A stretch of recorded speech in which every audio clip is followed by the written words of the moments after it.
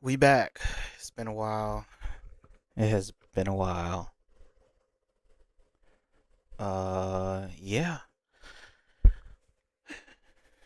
I'm back. Um, where do I start? Computer has just not been computing the way it should. So, yeah, I've been Mr. Fix It with my own computer. And yeah, it's been rough. Had to get a new power supply, and that pretty much helped. It was kind of a pain in the ass to put in there, just because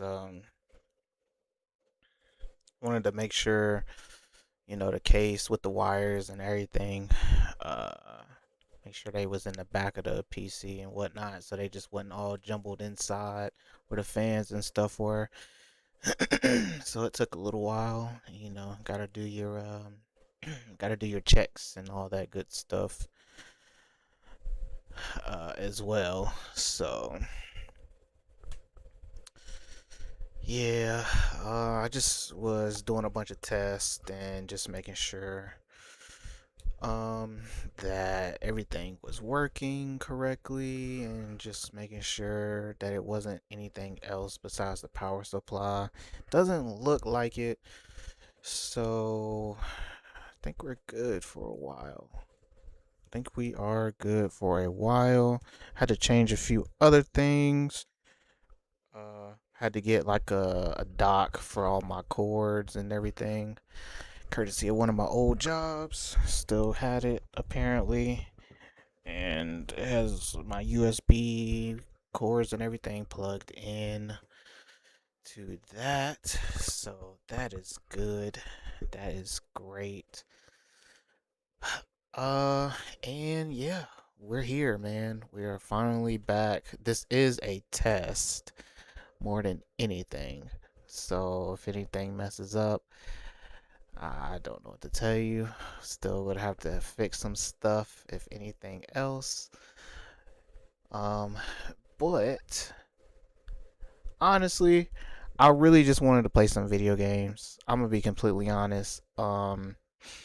Taking it a blast from the past, uh, to a PS3 game, and uh, Onimusha 2. Never played it, so I bought it. It was on sale anyway. Always get them on sale. And yeah, I've been playing it. It's like the old Resident Evil games, man. When they came out, there was no changing camera angles. Um, it just they did whatever camera angle they wanted based in the location and things like that. So fighting enemies was always very difficult.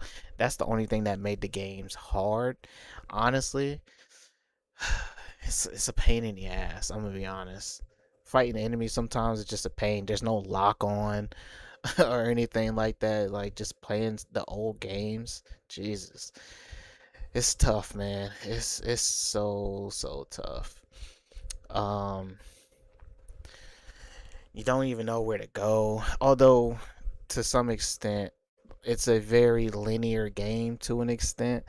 There isn't like a lot of places you can even go. So, but there's like items and stuff that you just don't know what to use them for until you get to that point and things like that. So it's just one of those things, really. Um, Having fun with it so far. Wanted to just go over some games that I'm a little excited for personally. Just like to watch the trailers and things like that, and kind of talk about it just a little bit. And then, to be honest, I was just gonna hop in and start playing the game, just because I've been playing it more offline than anything. I haven't got super far, but um, yeah, just Just haven't gotten super far in it. Like I've been playing it, don't get me wrong, but I wanted to play it on stream as pretty much like the game for now, and then from there, it was a bundle. I got that and Onimusha Warlords.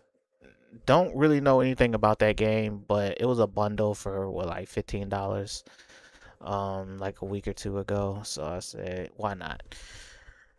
So we're here. Um, I'm actually, so you're actually seeing my PlayStation right now. So honestly, the first game I was gonna look up was Wolverine. Um, I'm gonna be honest, like I seen some clips on Instagram. It just randomly came down my timeline, my feed, and I was impressed. I was very impressed. Personally, I'm gonna be completely honest. It to me, it looks good. It looks really good. It looks like it's gonna be really fun. Single player games still for the win, and no one will ever tell me different. I'm just gonna be completely honest. No one's gonna tell me different that single player games still are not winning out here. So I got a lot going on. Uh, yeah, I have a lot going on right now. Let me just move this over here. I just had to move my camera. I mean my yeah, my camera window. Um, let's see.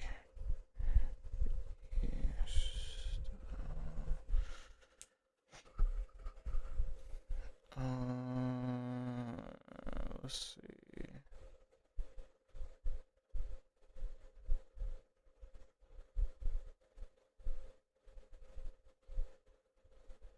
Yeah, we'll go with that.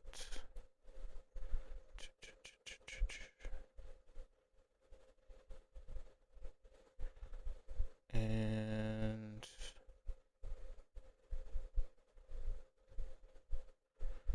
the fact that some of these people got their hands on these games early as they have, uh, lucky them. Cause I'm gonna be honest, I would love to get my hands on some of these games early to play them and talk about them and things like that. um, just because I mean, personally, I'll be honest. I'm a PS fan. I'm a PS enthusiast. I got nothing against Xbox. I kind of just left Xbox personally after the 360. And then pretty much went. I have every PlayStation, but after the 360, I mean, I don't know. It just uh, at the time, all they really had for me that I wanted to play was Gears of War and Halo. After that, I'm gonna be honest, like there really wasn't anything else to play. Like I played Black Ops. I played Black Ops on the Xbox first, funny enough. I didn't start playing Call of Duty on PlayStation until Modern Warfare 3. Or yeah, Modern Warfare 3, funny enough. And then that was literally the first one I played on there. Like I kind of well, no. It was Modern Warfare 2, but I didn't have the game personally. I was just using somebody else's game. Like that was my first. I didn't have. I didn't own the first. Okay, so the first Call of Duty I actually owned was Modern Warfare 3 personally. That was the first one, and then after that, I don't want to say I've owned everyone after that, but I've played everyone after that for sure. And then um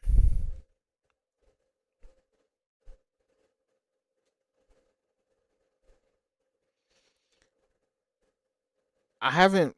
I don't know, man. Call of Duty just all the microtransactions to me just kind of ruined it for me personally. But that's another story for another time. I just I just don't like it. I'll just say it like that because I there's no reason to have that many microtransactions for a damn skin. Like, I'm sorry. There's just no reason. There's just no reason for a skin. Like, it's just a bunch of skins. I'm not that enthused about a bunch of skins. And I just don't understand why so many people are. Honestly, it's just so weird. Um, it's just so weird. So yeah, yeah. Call of Duty, it's really lost its appeal to me. I'm probably trash at the game now at this point. I'll be honest. I'm probably so trash at the game. It's not even funny. Uh, let's see. Oh,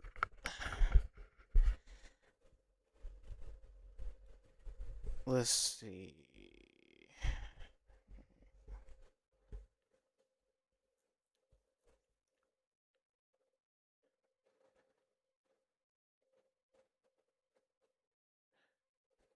So funny enough, there's a lot of I can't really say there's a lot of games that I'm looking forward to, but there are at the same time, and most of these games are coming out in September, October. For whatever reason, a lot of the best games are they come out around the fall. I don't know why that is necessarily. It's kind of like albums in a sense. Like a lot of albums, they either come out right before the summer or they come out right in the fall. Um, it seems like the best games come out kind of in the same format. Even like movies, a lot of the best movies either come out in the summertime or the fall. I mean, it just is what it is. It's a weird thing, personally. I'm curious to see what this Silent Hill game is about, personally. I haven't looked at any reviews or anything about it, so it will definitely be a first for me. Let's see. Funny enough, I seen the movie, the second installment of the Silent Hill movies, Return to Silent Hill, and I'll be honest, wasn't doesn't look it wasn't great in my opinion, but hey, I guess all we really got is a trailer, so we'll just kind of go with that. To be honest, I'm looking these all up on YouTube right now. Sorry. The Blood of the Dawn Walker looks really interesting. It looks like a really interesting game. Just from the little bit that I saw, it looks like a very interesting game. And by the way, these are all one player games. So, you know, to anybody that's saying to anybody that's still saying that single player games are dead, they can honestly just kick rocks. It feels like they're jumping the gun a lot here with some of this stuff. Like they've got a part 3 of gameplay. It's kind of insane.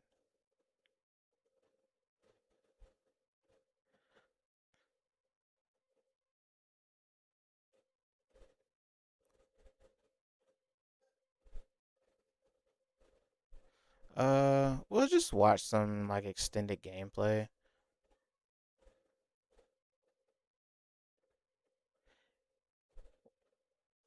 And I believe that's it.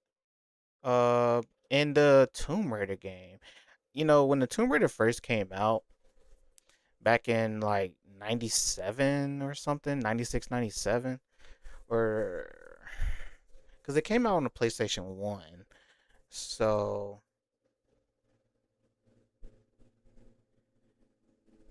I remember I remember playing it and I didn't understand a thing about that game.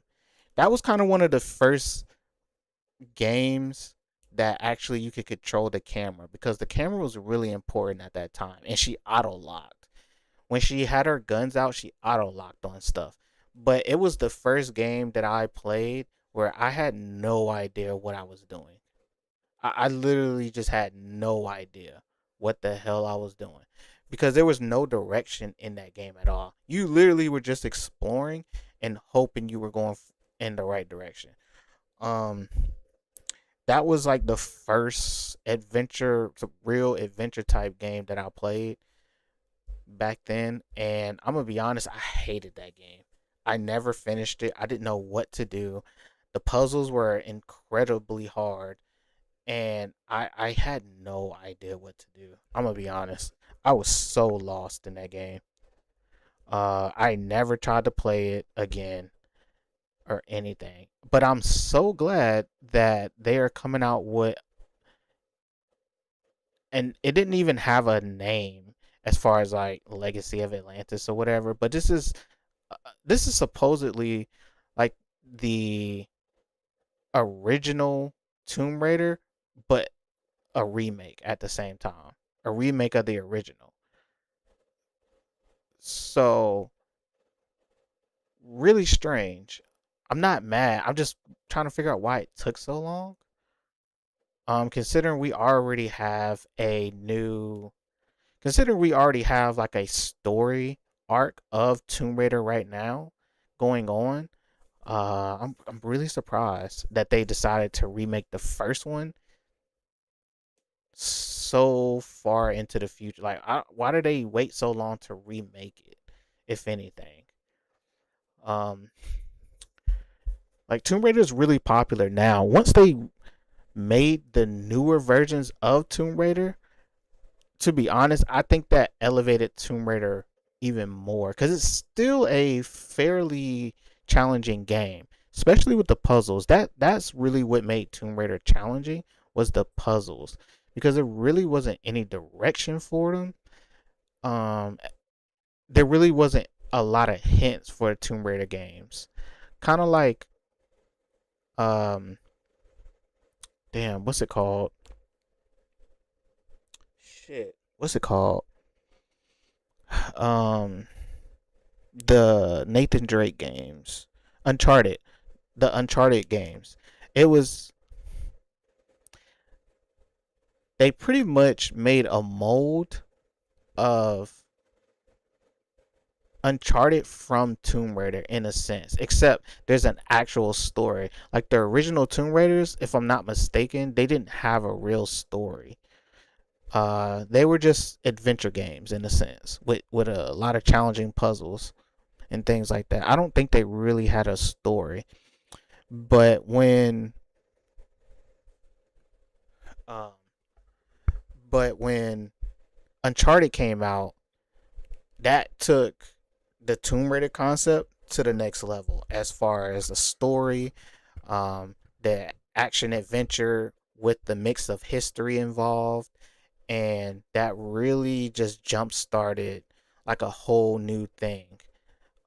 For like the newer people, that was Uncharted was this generation's Tomb Raider, basically. And then when Tomb Raider came back out, it was like, yo, this is amazing. The graphics looked amazing. The gameplay felt really good. Uh, the puzzles were still challenging, but they weren't impossible. Kind of like kind of like how they were in the original ones. Like I said, the story was really good. The combat felt really good. It was kind of repetitive in certain aspects of it, but if you just did the story and that's it, I mean, you couldn't complain there, honestly. And it still was a lot of free open world to it. Uncharted was very linear, pretty much. unfortunately, but it kind of needed to be because you didn't really want to try to explore everything in that freaking game. It would have it would have took away from the concept of the game, and to an extent. But Tomb Raider has always been an open world adventure game, and I'm glad that they stuck to that concept pretty much for the most part. With the newer versions of it. Now, as far as Uncharted is concerned, I'm not sure if they're gonna make a new one. Kind of feels like the story is done. Um, Maybe we'll see them do another one for like one last ride kind of thing. And maybe if he has a kid or something, they'll do one with his kid, which would be cool. I think personally, I think they should kind of keep doing Uncharted. I think it was a breath of fresh air for just adventure games in general, especially single player. I wasn't really a fan of the multiplayer aspect that they tried to incorporate personally, because I just didn't think it needed it. Like, I don't care about that kind of game with multiplayer. I just think I think it was just useless. I'm gonna be completely honest. I thought Uncharted with multiplayer was useless. I mean, I'm sure people were gonna play it, but it wasn't something that people were raving about. Honestly, like, it just felt like a waste of money and servers. Honestly, I think the games themselves have enough replay value alone. So, and like every single player game doesn't need any multiplayer type of assistance. Like there's plenty of single player games that can get enough replay value just for different things alone. As long as you have different ways of playing the game, as long as you have like different options. Mm, uh, the thing that made Uncharted hard was really just trying to 100% the game. I'm gonna be completely honest. Trying to 100% that game was tough, especially just with trying to find all the treasures. Yeah, they were just in the most random spots, but you just didn't know if you could even go that way or not. If you could even go on that ledge or anything like that, you know. Just things like that, honestly. But I'm really glad that they're doing another. I want to say this is the remake of the first one because I remember the first one did have dinosaurs in it, and I think that one does as well. But honestly, you just never know. So, let's see. Let me go. Okay.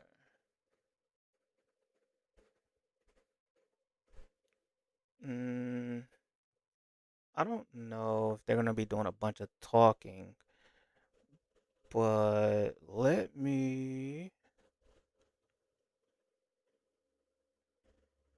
see. Okay.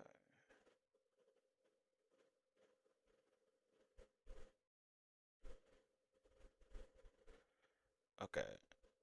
All right. Let me because I can't see my screen at the moment. Uh, let's take off this screen and let's make a new screen. Cool. Okay. So I'm clicking I'm clicking that one like a freaking okay. Crap, there's a lot going on. Okay. So let's click no thanks and let's just watch some Wolverine gameplay. I've seen some of it, so don't be mad if I stop and pause at certain points because I like to ask questions and I feel like I'm gonna have a lot of questions. shit. Whoa. What's that? I just built a budgeting app in Base 44. Guys, Nina just built. Look at the state of play for June 2026. We are officially under a minute before this event begins. I don't know who this guy is, but you know, and I'm shout out to expecting him, 'cause I didn't watch the fireworks. state of I play. honestly do not remember the last time that PlayStation not was, I mean, it's not like, and yeah. Let's see how they start this.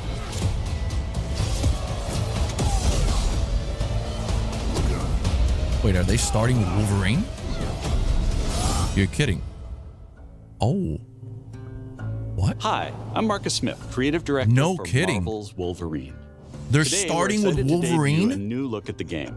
To set the stage, Wolverine is in a race against time to rescue a group of kidnapped mutants before they're shipped off to parts unknown by cybernetically enhanced mercenaries known as the Reavers.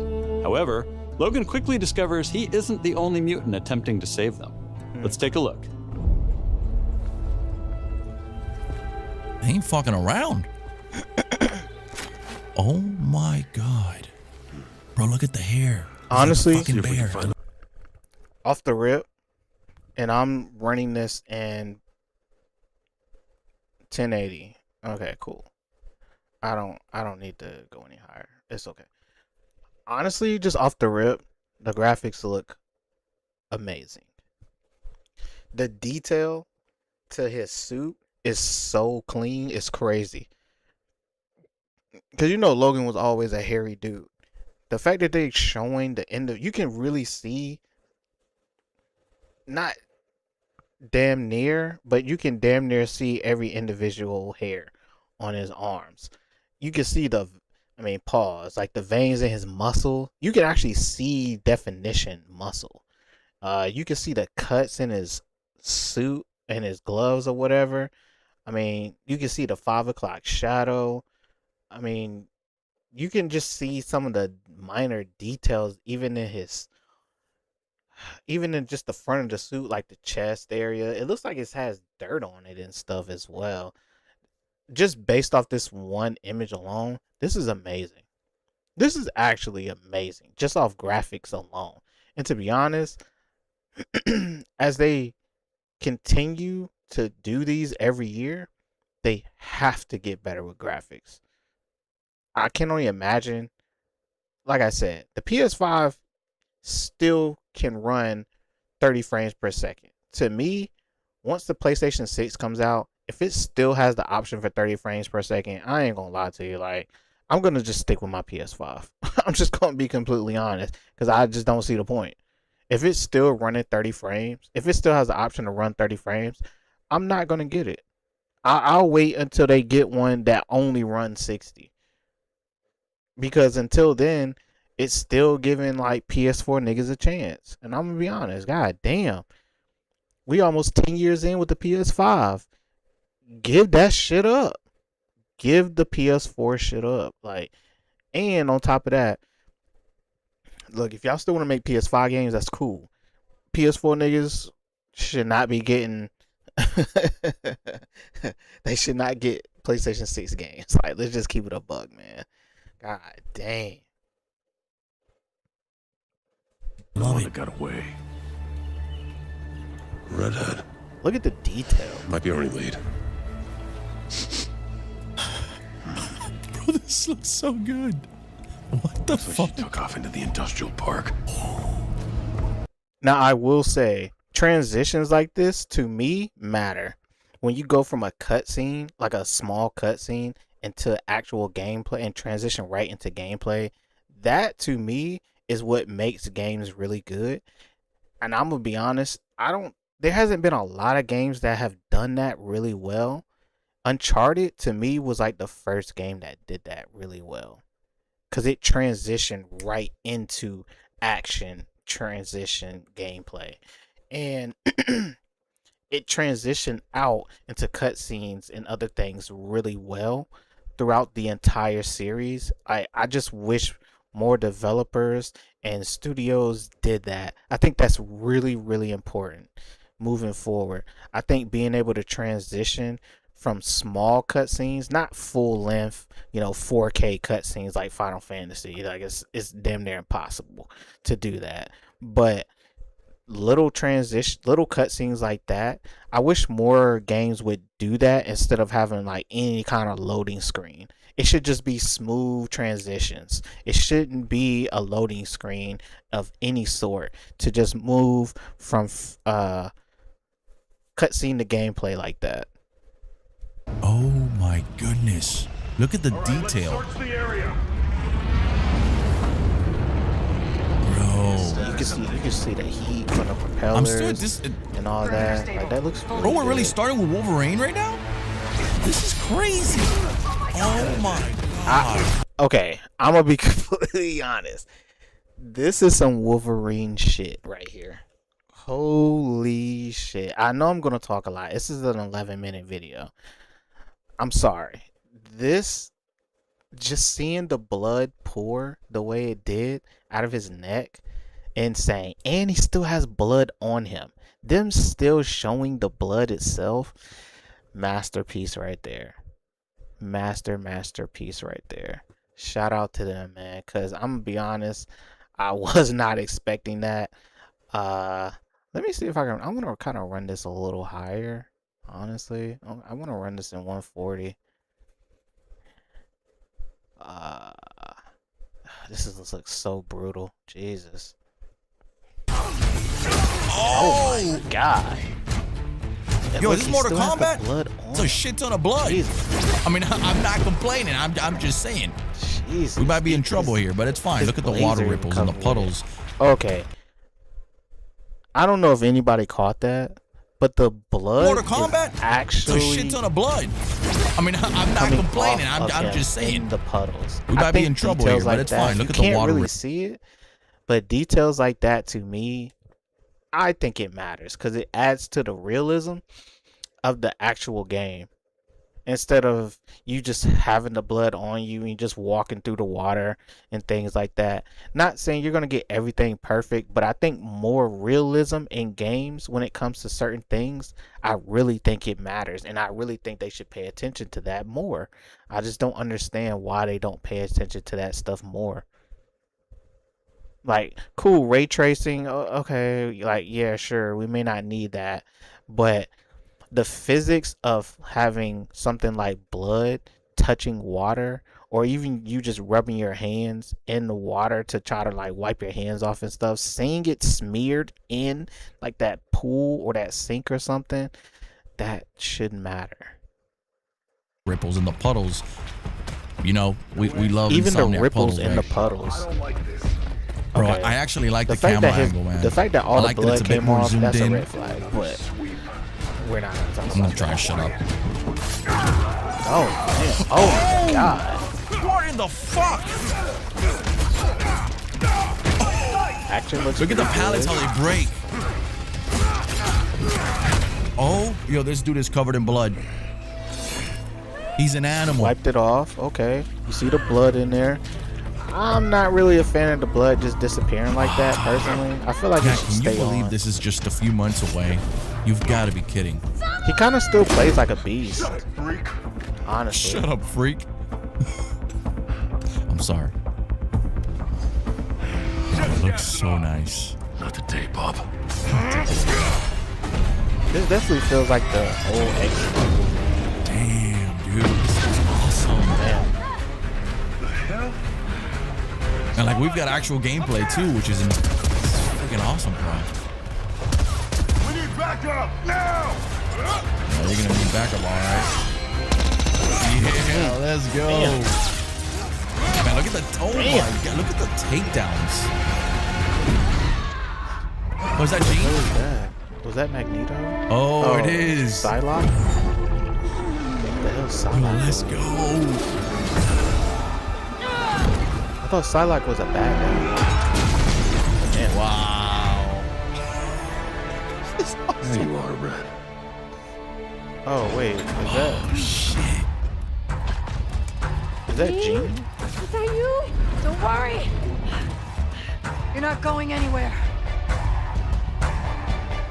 Man, this looks sensational, man. Oh damn! And she actually comes in to help. Look at the This is pallets. fire. How they break. I just Look at the. I love that transition. See, that's a more of a cutscene, but still, even just transitioning into a fight scene like that is still good, man. I know there's a few games that kind of do that, and they've been getting a little better at it with certain games. But I feel like for more games, they should do their best to make it that transition as smooth as possible, because it's just only going to make the game look better, feel better, and want you to keep playing it without having to without cursing out the developers and things like that, because nobody wants a loading screen type deal in transitions like that, because it just shouldn't be a thing. Now, unless you got like 100 people on the screen at one time, okay, there might be a little loading and things like that. But even this right here, like, we've seen games where it's only been like 3 or 4 people and the frame rate is just abysmal. The fact that the frames are still keeping the same right now, this looks like it's in 60 FPS right now, which is great. That's what we want. So, not mad at that. The box is there. Damn, even the freaking concrete slabs or whatever has its own physics. Oh, it is crazy. The destruction is phenomenal. Barricade. So we've got the health up there with 3 bars. That was such a. I'm assuming that's like a finisher or something. Tag team. You can see that's probably a parry prompt, right? Like that yellow little glare that just came up. Oh Damn, he put my boy through the forklift. Oh, look at the dynamic duel. Okay, we got the 3 bars now. Got 3 bars. Yeah, that's like, yeah. Berserk mode. Bro, this dude is bloodthirsty. He's in berserk mode. Oh my god, he's actually holding him up. And he's getting his health back. And then he came in for the finish. Yeah, let's go. Shit. Yeah, that'll work. Oh, we're gonna get That's a motorcycle nice gameplay. Yeah, we saw a little bit of the reveal trailer initially, but that trend. I don't know if that was. Go. I don't know if that was a. I don't know if that was a jump cut or not, but that transition was pretty good. I can't tell if that was a jump cut. It felt like it was a jump cut, honestly, which is fine. But this alone, to me, just takes a lot of games out of the water, man. Honestly, like, I hate to admit it, but I enjoy playing the Call of Duty single player just because of the cutscenes sometimes. Like, the cutscenes just look so good sometimes. It's just like, damn. I wish the game itself played like that. Because the cutscenes generally look better than the gameplay. Like, it's like they spend a lot of money into the cutscenes like Final Fantasy used to do. Final Fantasy cutscenes were top tier before everybody else kind of sort of caught up. But that's what made Final Fantasy so special, honestly. Like, even back in Final Fantasy 7 with Sephiroth and all them, like, the cutscenes, man. The cutscenes were just so top tier. But even this, just seeing... Oh. Look at that. Awesome, bro. Get out of here. Oh, there goes the bike. Where are those mutants?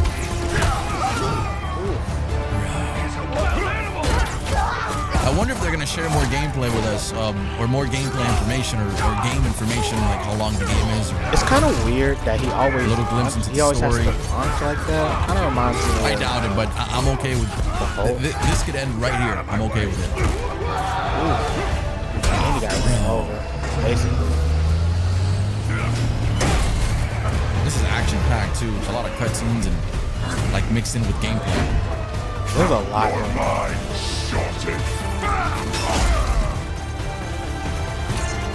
You see, there's that little counter. Oh, he got that's wrecked. a grab. That's a serious grab. Feel free. Seems with L2 you got different prompts, right? Like triangle, Damn. square, circle, and X. Oh, he's regenerating. Wait, so if you die, you can regenerate? Oh my boy, you don't fuck that. Ooh. Man, Insomniac, just give all those superhero games to Ooh. Insomniac games. And they seen the guy get run over All the like Marvel that. ones at least, right?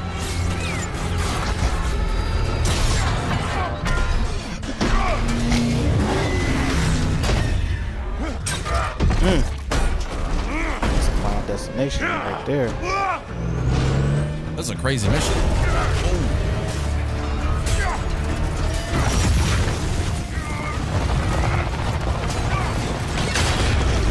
Damn. Yikes. Jesus. This is a crazy This guy mission. does not die. In proper Wolverine fashion. Redhead.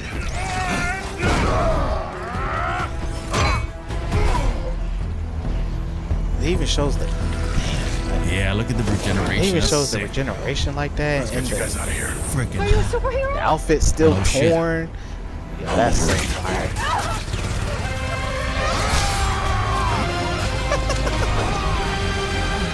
Oh my god. That is what fire. the heck? We just started a state of That's play fire. with like 10 minutes of gameplay. I can't lie, man. This is gonna be fire. There's more.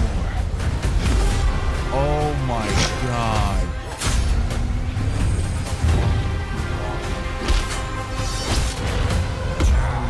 Oh, is that Sabretooth? Some folks can't wait to die. Sabretooth. This is sick, bro. What the fuck? September 15th.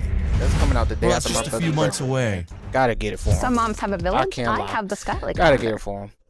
I can't lie. Like, yo, if you don't like single player games, something's wrong with you, man. I'm just gonna be honest. Like that game alone, I wouldn't even need to see nothing else. I personally, if there was one game that I was probably gonna get, it was gonna be that. Like, there's just no reason. There's just no reason for people to hate single player games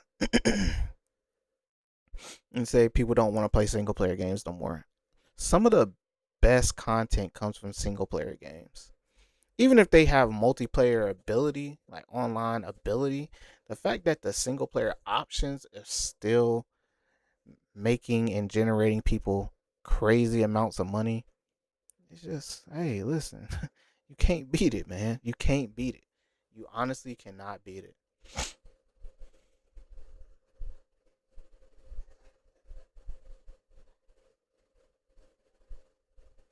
You honestly cannot beat it.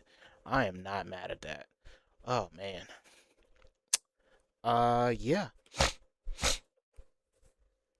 Looking forward to that. I think that I want to say that's the one that's coming out the earliest out of all of these. But I can't remember. I think one's coming out maybe like a week before that. Next up, Beast of Reincarnation. I didn't see too much about this, but I'm gonna be completely honest. I'm still sold on it. Another one. I don't want to open up another tab. Honestly, another one that I really want to look at is Phantom Blade. Phantom Blade is. I think that's gonna be a sleeper. I'm gonna be completely honest. I think this game is gonna be such a sleeper. Just because there's a lot in this game that's happening, and it just looks really, really good. The gameplay looks really smooth. It looks really challenging, honestly. It looks as challenging as Sekiro. And Sekiro, I still haven't beat that game, to be honest. I can't get past the butterfly lady. Yeah. I've seen people.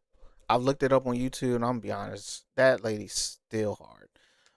I just can't get the whole blocking and the technique thing down, where you like stomp on the blades and things like that. I just cannot get that stuff down, man. I'm gonna be honest. Like, that's a very technical game, to where you gotta master that stuff. Otherwise, you're just gonna take hits and die really quickly, because you can't block everything. So, because your guard breaks really easily in that game.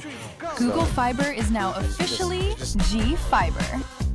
From the We've but let's move that to the end, and and let's just go to Beast of Reincarnation. Now, again, I seen a little bit of gameplay of this, and it looked really good. I'm gonna be honest. Let's put that in 140. Let's put all of these in 140.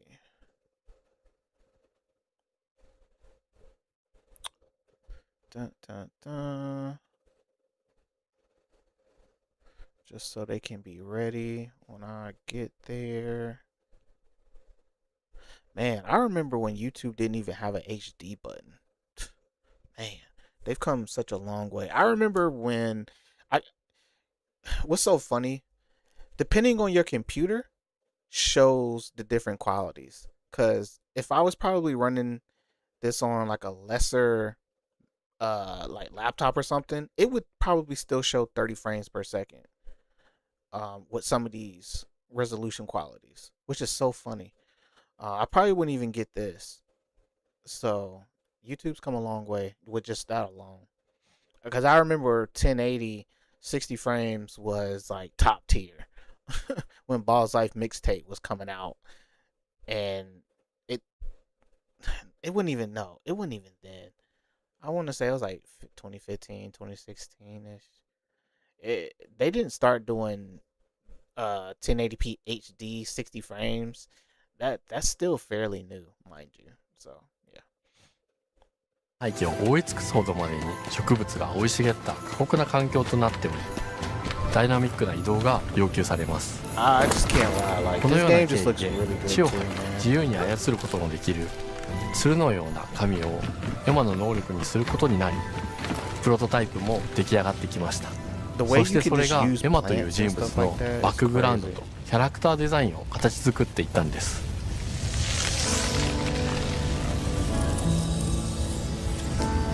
これまでゲームフリークは動植物や自然と真摯に向き合ってきました。名前は何だ？クーだ。クーから目を離さない方がいい。ああ、分かってる。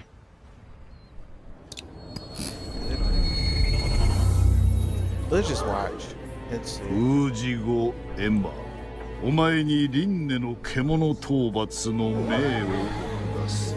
はるか昔に発生した汚れという名の寄生植物の影響で人類の大半が消滅した後の世界です。エマは腐食体を狩り、その汚れを自分の体に封じ込めることができるという特別な能力を持っています。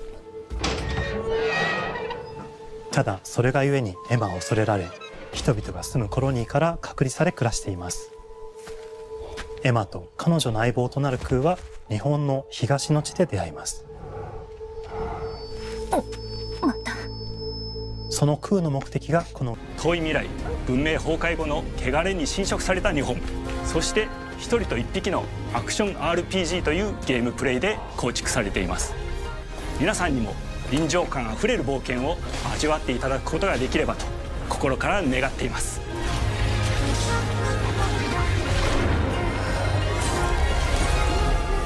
ぬくもり、頼もしさ、そして寂しさが入り混じったような感覚が最もしっくりきたんです。自分の心に反応しました。隔離された主人公エマとこの世界を一緒に旅していくぬくもりのある相棒クーもその過程で生まれました。ホットモンスターシリーズを通じて生き物やパートナーを描いてまいりました。しかし今回の討伐し、その力を取り込んでいくことになります。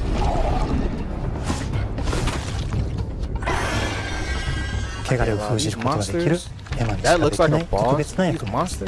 そんな中核となるモチーフとして植物を選びました。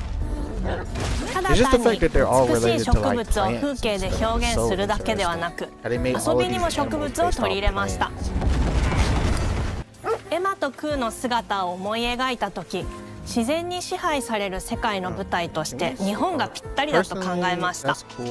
全豊かな風景出ます。ターンベースの RPG コマンドのように考えることになります。互いに補い合う関係で2人は常につながっているんです。エマとクーにはそれぞれスキルツリーがあり、クーが行動すればエマに影響が与えられるようにしました。またエマとクーの親密度が上昇するさまざまなスキルを組み合わせることで独自のプレイスタイルを作っていくことができるんです。さらにエマとクーを結びつける霊秘石やエマが受け流しを行った際に発動する刀の効果を重ねていくことなどでより奥深い戦闘ができるようになっています。ステルスだけで戦う人もいますし、皆さんがどんな意外な組み合わせを生み出すのか今からとても楽しみです。美しくも過酷な新たな世界、企画構想から6年間、私たちはこの世界に数えきれない秘密や奥深い魅力を散りばめることに全力を注いできました。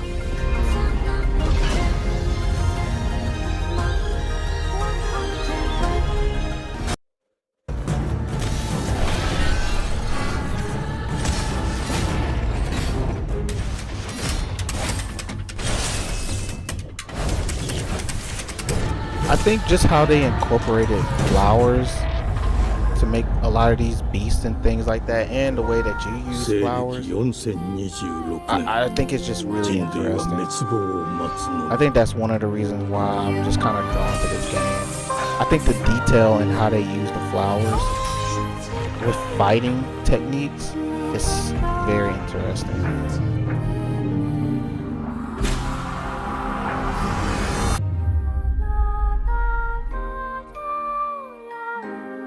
封じ子エマ、お前こそが輪廻の獣を滅ぼす刃となる。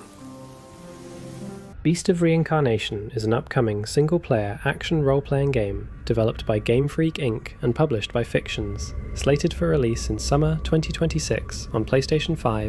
Battle, reflecting a design philosophy influenced by both action RPGs. Okay, I don't know what you're talking about. Let's look for something else.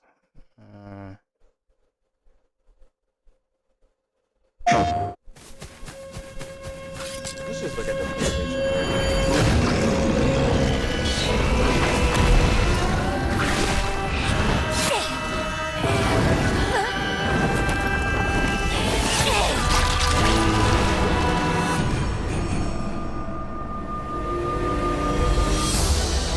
本題だ、浄化兵。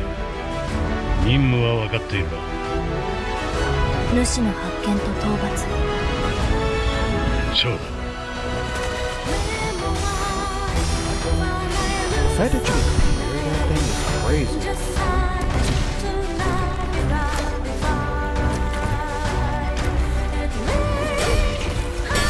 I think it's just really interesting the way you can just use plants to traverse and things like that.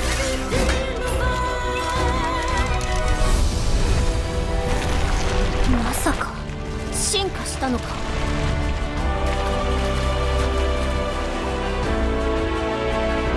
the fact that the dog's tail is actually a plant, it seems like you can just block so much.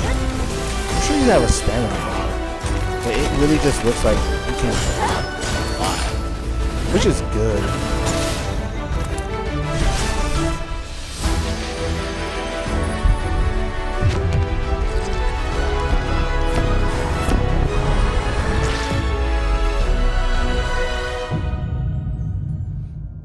I really think that's going to be a sleeper game, to be completely honest. Okay, so this is the earliest game, actually. I really think that game is going to be such a sleeper that people are just going to be blown away, in my opinion. I just think that games like that really get slept on.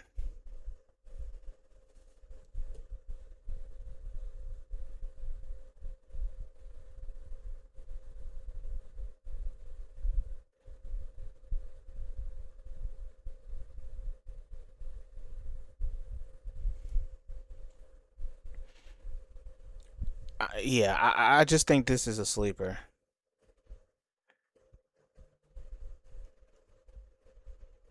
I really do. Like, I will definitely play this. I'll play this on stream personally. I will genuinely play this game on stream and probably have a good time. I don't see anything really wrong with this game. I'm looking forward to seeing kind of more gameplay though, personally, and then we can kind of go from there. I think this year just has a lot of good games coming out, honestly, and majority of them, from what I've seen, are single player. Like you got the standard multiplayer gun games, and then you got the typical sports games that come out every year. But I really do think this year, even last year, I just think the creativity with the single player games that's coming out is just really going to be top tier. Especially with the action packed RPG types. Like, there's a lot of games that's coming out that are kind of Souls like, honestly, which is fine, to be honest. They're really challenging, and you can't change the difficulty, so you're stuck with what it is. And yeah, like, to be honest, we're cool with that at this point. Plenty of games that have come out, that are super hard. Sekiro is probably one of the hardest, I'm gonna be honest, just with the difficulty. And I mean, people are gonna say Elden Ring and all that too. Yeah, Elden Ring is really challenging too, I'll be honest. I just think the mechanics in Sekiro is really what makes that game so challenging, personally. Again, I hear it's a really good game. I've seen a lot of gameplay on it. I just haven't got past the butterfly lady. I just can't get past her. Now, Onimusha, Way of the Sword. I actually played this demo. It's out right now for PlayStation. I'm gonna be completely honest. Again, the graphics, amazing. The graphics and the detail in this game are so good.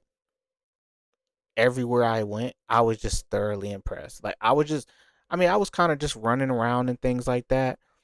Because it wasn't a long demo, but just kind of sightseeing and things like that. This game, to me, is going to be really good. It looks still pretty linear, kind of just based off the demo, which is fine. The fights are the fights that I had are pretty condensed as well, like in a small space. But that was kind of the whole thing with the Onimusha series anyway. They were always fighting in small spaces. So I'm not surprised in the slightest that you're still fighting in small spaces, more or less. Obviously with this version, you have a camera angle. You can use your camera, with the right stick, and that goes a long way. And you can lock in or lock on, so that's nice. It's gonna take some time to get used to the buttons and things like that, because they're kind of weird.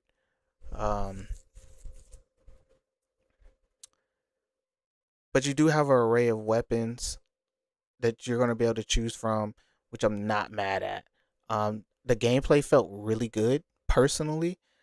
I'm definitely going to get this. I believe this comes out sometime in September. And I don't have anything bad to say about this game right now. I'm going to be honest. Like, the demo, I honestly wish I could have played more of the demo.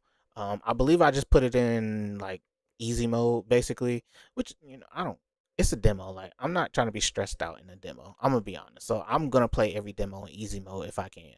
I'm gonna be honest, or until I just get mad that I don't want to play it anymore, or bored, whichever one comes first, honestly. But I really enjoyed this demo, personally. I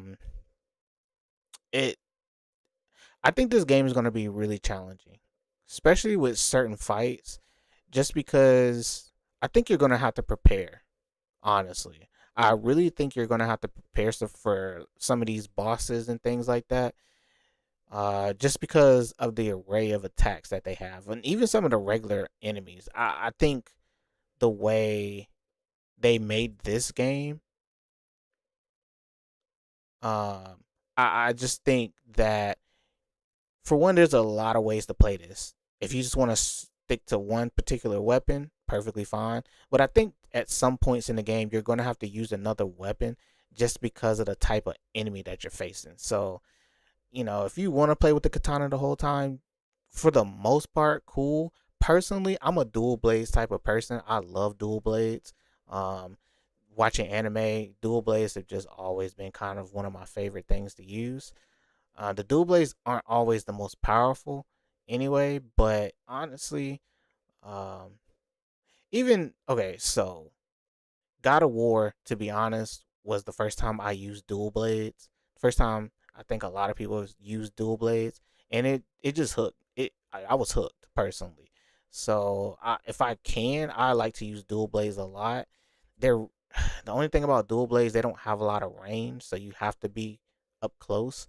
So, you know, you kind of have to change your strategy when you have to play closer to someone instead of longer range weapons like a spear or a katana. But this is me playing the demo, so I won't show everything, but I will show a lot. Probably like 20 minutes of it.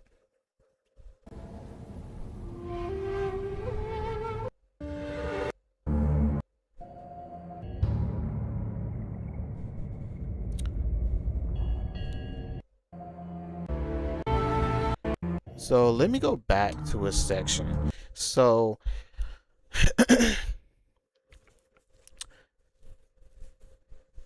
the controls, what is probably going to make this a little challenging is switching between two-handed and one-handed attacks, in my opinion. Because obviously if you play like other games and things like that, two-handed is to help, you know, break shields and things like that, or people that are blocking. And obviously one-handed are quicker and things like that. I think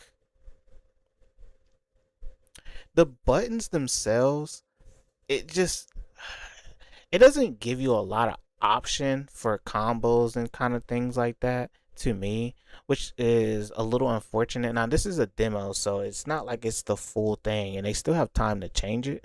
They still got plenty of time to change stuff if they want. So not the worst thing. And you do get two different options to use. Now I don't know if that's going to stay the same, if there's only going to be two or maybe a third or a fourth one. To be honest, I probably should have used the defensive one, just because I don't like to use square to block personally. I think that's weird. I think I did defensive, I'm not sure. Maybe I just picked one and just left it like that. But I'm not a fan of using square to block. To me, it needs to be one of the top buttons. It needs to be one of the trigger buttons, in my opinion. Not L2 or R2, but one of just the top buttons on the top of the controller. Just because my hand will naturally gravitate towards that instead of like one of the action buttons. Because I'm just not a fan of using an action button to block. I just think that's such a waste of a button layout. I think it's just such a waste, in my opinion. And especially if you just can't change it either. To be honest, I think they kind of failed there if you aren't able to change that. Crap. So let's skip. Even the cutscenes are really good, honestly. This is Kiyomizu-dera Temple. That really was instant. And it was already in English, so when I first started the demo, and it just jumps right in. I'm gonna be honest, like the demo just jumped right in, and this is probably the beginning of the game. Wake up Gorman lady. For sure. Now, obviously, there's probably like more of a cutscene and things like that in the beginning of the actual game, but I just think the gameplay itself, it just looks really, really nice. The scenery and things like that. I was just kind of rushing. Just the bastards I'm to be honest. The enemies look really good too, and they're really ugly. Don't get me wrong, they're really ugly. But I think they look really good.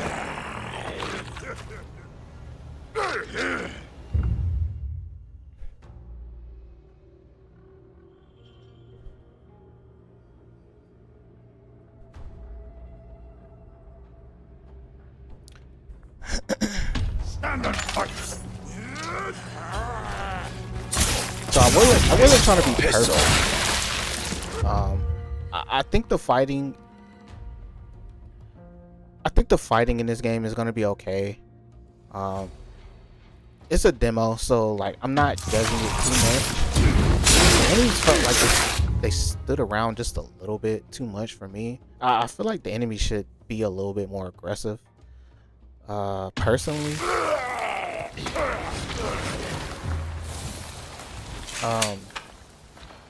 Just because it kind of feels like the Arkham Knight, the Batman Arkham Knight games, where enemies, you just wait for an enemy to attack and then you just parry them or something. Pretty much like you wouldn't actually need to fight, you would just parry them.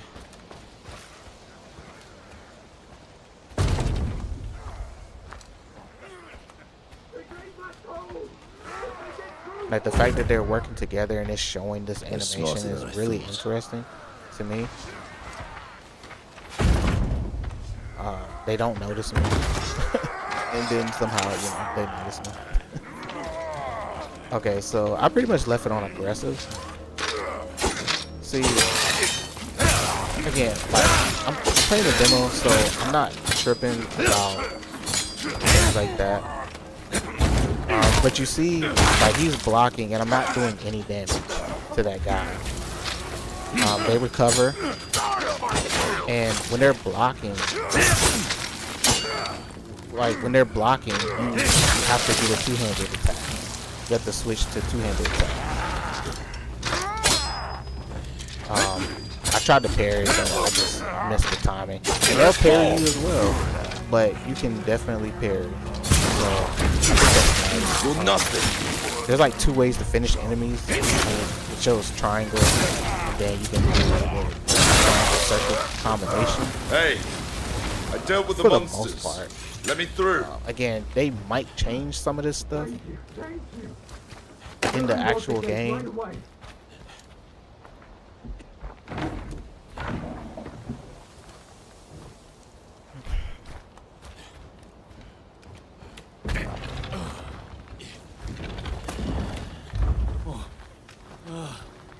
Thank you, samurai. If those... let me just go ahead and skip. Bad. The inside must be a mess. So, you know, it has items, obviously, like... Thought I'd make it really that bad. Bean. Like, the cutscenes aren't long as far as in the demo is concerned. They're pretty quick, and they just transition right to it. Now, how do I get there? I can't lie, like that ominous cloud, that ominous sky, like that is really dope. I'm gonna be honest, like the map didn't really impress me in the game because, like I said, the game's pretty linear for the most part. So, like I tried to fall off a cliff. It doesn't let you fall off a cliff or anything like that. So, it's kind of a Souls-like game in the sense of when we say Souls-like games at this point, it has elements of like Dark Souls and things like that. And the biggest thing about this game, which a lot of games are doing that, a lot of single player games are doing that, is obviously like when you go to a save point, you know, you can save, heal up, but it respawns all of the dead enemies. So, you know, that's kind of a downer. I mean, this game you're gonna have to farm. Like in all of the Onimusha games, you have to farm a little bit to increase your power and increase your weapon abilities and things like that. For souls, like you're gonna have to farm souls in this game. That's just a fact. That's just like any Souls game though. Souls like game. You're gonna have to farm enemies for a while to get enough soul, like to get enough to raise your equipment and things like that.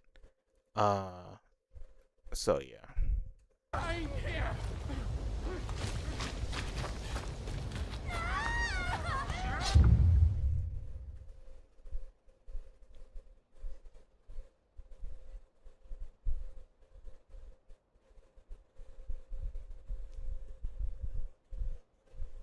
So that's basically the parry.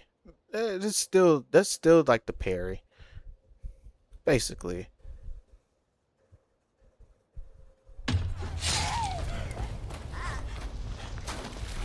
I can't lie to like the details and the surroundings of this is really interesting. Like you see the blood and things like that. I do like the finisher attacks. That's how it's done. There's a little variety, honestly. I think it just depends on the weapon that you have. But I do think this game is going to be pretty linear, which is okay for the kind of game it is. It's still got that linear feel.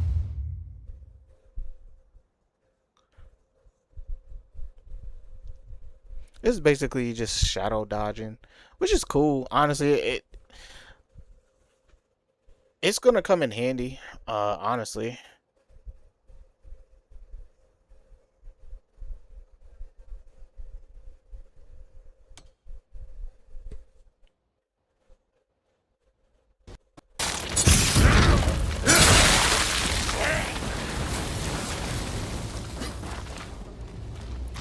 I do like the fact that he was like dragging somebody and things like that. I do like things like that. That just shows a little bit of depth. You see the guy walking with the arrow in him. You know. Please spare me. Now you see an archer. Please help me. You know, he killed her. And then, like I said, You're nothing. one thing I will say about this game, I think multiple different types of enemies is going to be kind of challenging. I'm going to be honest. I do think that's going to be kind of challenging. I do like the fact that you can deflect arrows. I was trying to see if it was going to let me deflect it back at him. I'm going to be honest. That's what I was really trying to do. I was just trying to see if it would somehow let me deflect it back at him. But you just deflect it away, which is still a nice feature. No challenge. One thing I will say about this game, you have like an unlimited block, so you can just block to your heart's content, which kind of feels like cheating.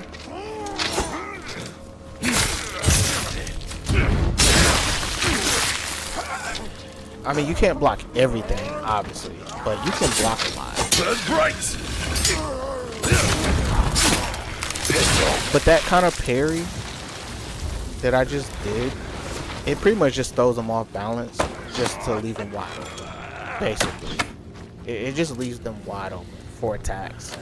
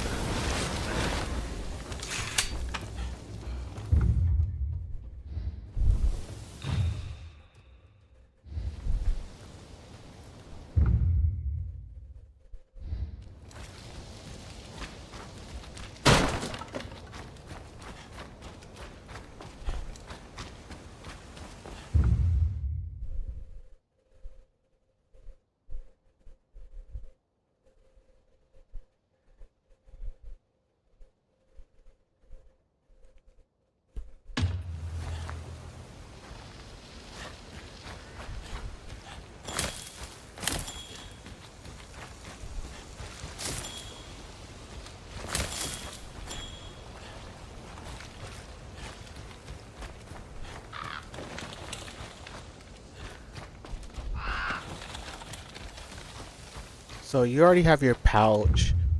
You know, you get a set amount. So it's kind of weird. Like they have deflect and then they have a parry. So basically it's really just wherever the enemy, however, which way the enemy is. So if the enemy is attacking you ahead, you have to move your left stick forward with square. And if they're attacking from the side, you have to move it to the side that they're attacking from. So if they're moving to the left, you have to move your left stick to the left and press square. It's an interesting thing. I'm gonna be honest. It's an interesting thing. Obviously that'll help with surrounding enemies and things like that. Gauntlets. You know, I wanted to try everything, but the thing is, when it comes to that, it also depends on who you block. So if you're not locked onto that person, it's gonna be really hard to parry anything that they do. That's kind of the issue. So there you see I deflect him, and then it instantly, he basically got instantly stunned for me to do a finisher off that deflect, which is kind of interesting. I don't know if it's gonna be that effective with these don't have that kind of time to win. I'll be honest. And then right here, you can use cover. I thought this was really interesting. I don't know how long I would need the cover for, because you can't just sit it up or anything like that. But as you can see, you can kick it. I ain't even gonna lie, like the creativity and just the detail for things like that is so interesting. Because you can actually have cover. Like that, you use for arrows. There's probably gonna be guns in the game. Enemies are probably gonna have guns. So I'm assuming the cover probably will break if they have a stronger weapon and things like that. I really wanted to test it with the guys that had a sword, but I didn't think you could grab something like that. So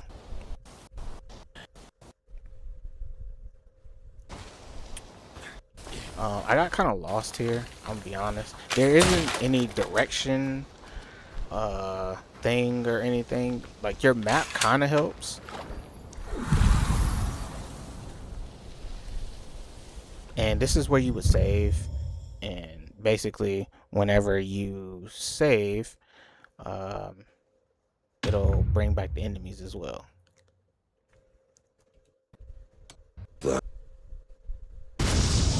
Oh.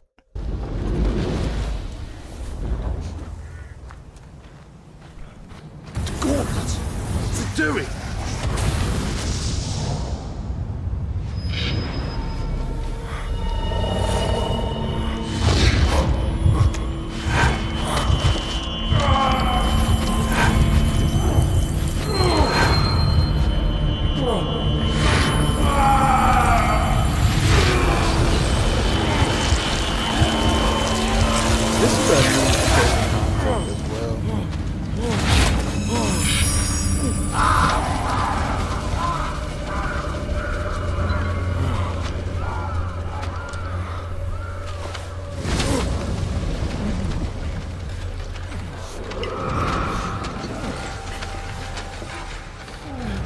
No time. Don't bring them. Hurry to the stage. Faster. The power of the Oni is within your eyes as well. It must have been awakened by the dark mass you absorbed.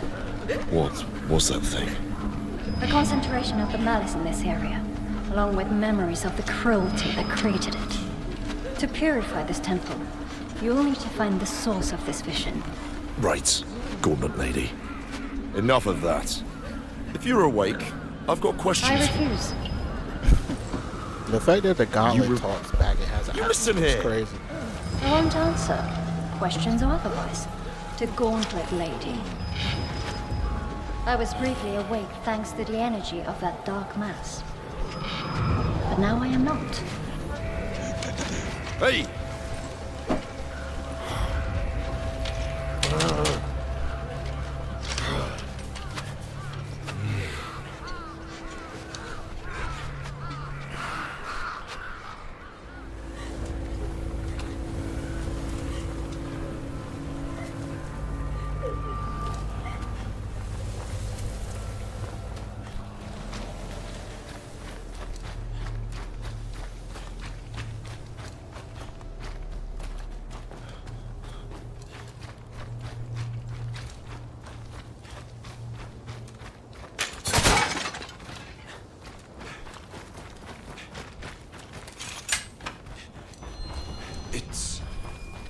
trying to tell me something? Yeah, so this is a new thing. There's a lot of new things in the game, but basically, when you see that little shadowy figure thing, you have to use your vision to see what it is. I didn't understand what they were talking about at first, but basically, it has a rope. It has like string. It has like red string attached to it in a sense, and it basically shows you where the thing is that's creating the barrier that you have to destroy. What are these attached to? Basically. So whenever you get close, you have to get close to it and then use your vision to see and find the enemy that's creating the string for the barrier. And then you have to kill it, basically. It's a really interesting concept.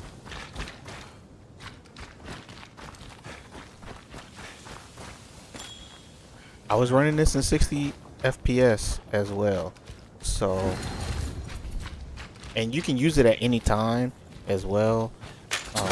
Doesn't take anything away. It's more like kind of like a scan ability that you have in other games and things like that.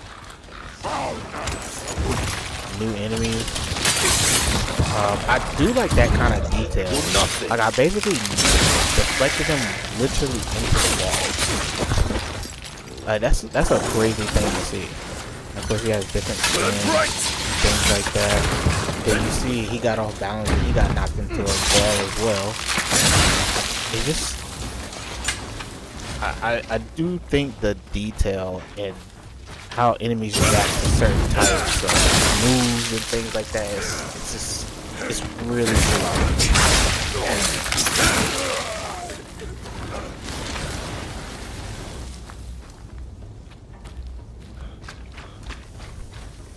I don't think anything's ever in any of these jars, so I'm gonna be honest. It's cool that they're there, but I just feel like it's useless. If you're gonna have all of these jars and stuff here, you might as well at least have some souls or something in them. Honestly, I just don't see the point.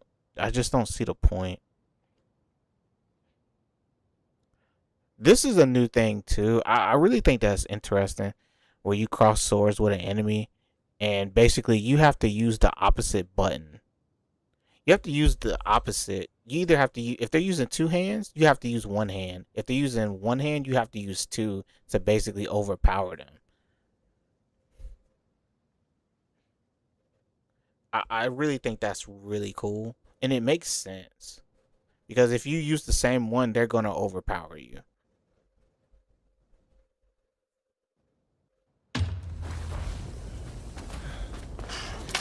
But I think it just happens so randomly. You just can't. I don't know how often it happens, though. I don't know how often that will happen. I feel like when you mess up the first time, it just takes it back to a regular at that point. Like you don't get that advantage if you win. That was fun. And also, I don't know if people even realize this. So after I killed this guy, it literally shows right here. How many souls is in the area. I didn't realize that at first. I didn't realize it until I got further into the game, honestly, or into the demo. Really cool.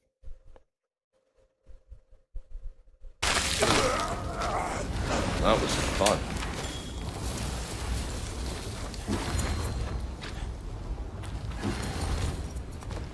I was using it to see if I could just scan around if there's anything else that it might be able to pick up. But honestly, it looks like it's only for those strings. Flying enemies. So you can deflect that. back, but you can't deflect arrows back. I thought that was interesting, to be honest.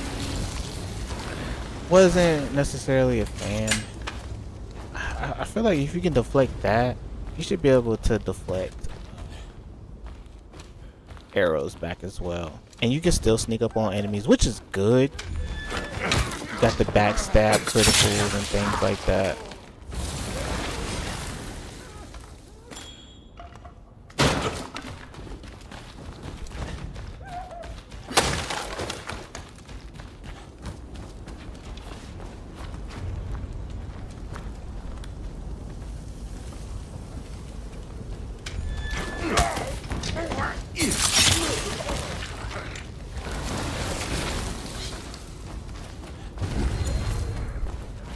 And obviously, backstabs are always important in the game.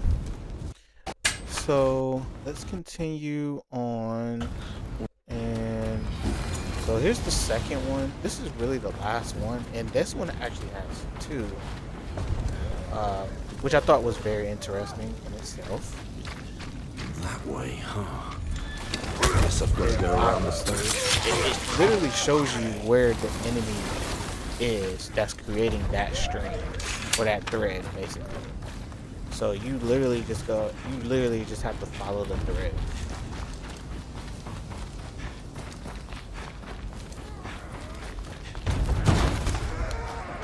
So I didn't notice this until after I killed all these guys, unfortunately. So that little cart right there, you can use that to create environmental damage. I don't know how often they have those things around, like those kind of things around, but it's definitely a thing. And I should have took advantage of it, because it literally would have it would have mowed probably, like, except that guy in the front, I probably could have killed all three of those other guys with that just alone, honestly. But unfortunately, you know, I gotta take them out as a group, basically.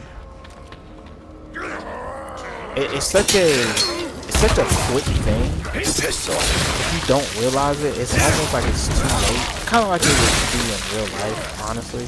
Because I kind of had to drop on them, but I just didn't know.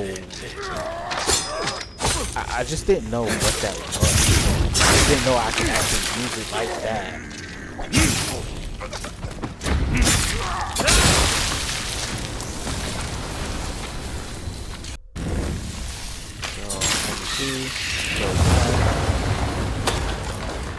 And I just run through all of them because I'm so used to doing that in games. I don't use the cart. I just don't think I use the cart anytime soon. So we're gonna go to the second one.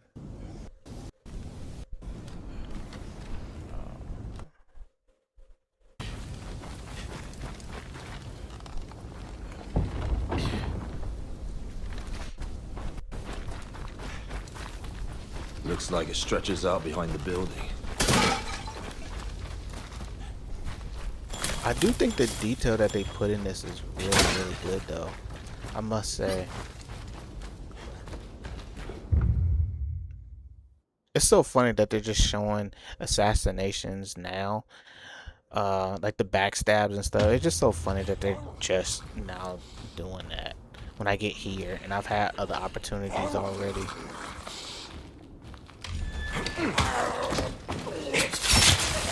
Usually you have to crouch and things like that, but as long as you just walk slow, you'll be able to backstab most enemies, it seems.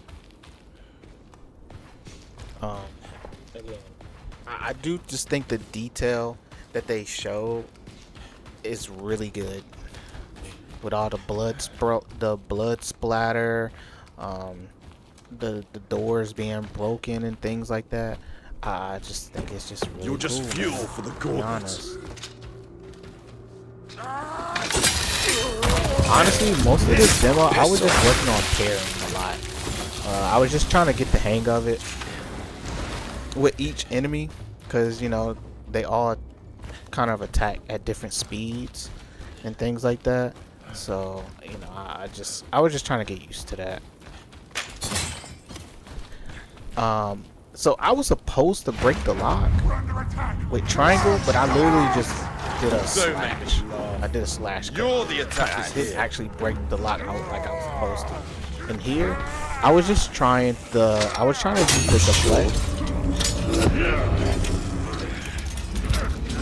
So basically, it was telling me to press triangle, and that's the move that it did basically. Once I overpowered it. And now it's like my sword is powered up for some reason. I still don't understand what's happening right here. Why my sword is so powered up randomly. See, I was supposed to be in a circle. And I'm not. I'm supposed to be square.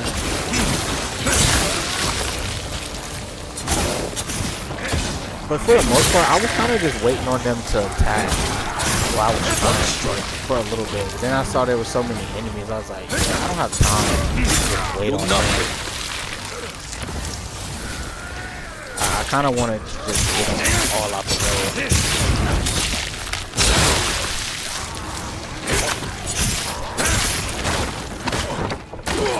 And it's telling me to use X to avoid their attack.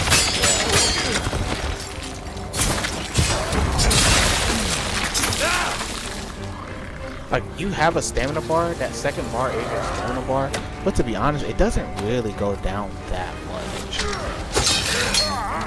And it doesn't go down, so I thought that was kind of interesting.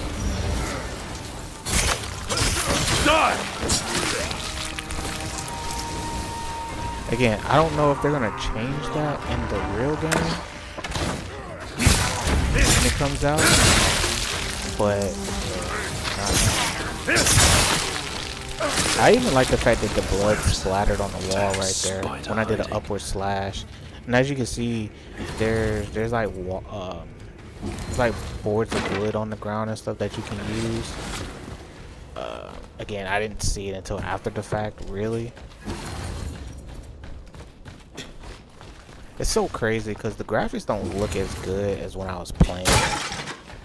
When I think I was just doing it based off frame rate, because I wanted to make sure it was running in 60 frames per second the whole time.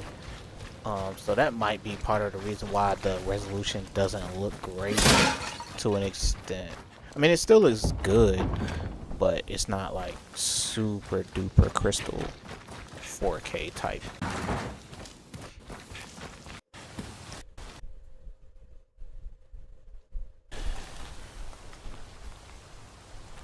So I finally found the other thread, basically, and I had no idea what this was about.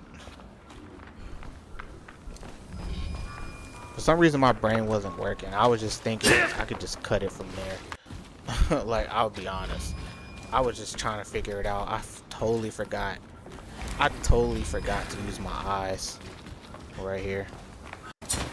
Honestly, I was really trying to figure out how to cut that down. And then I was like, oh yeah, you gotta use that eyes. That was thing.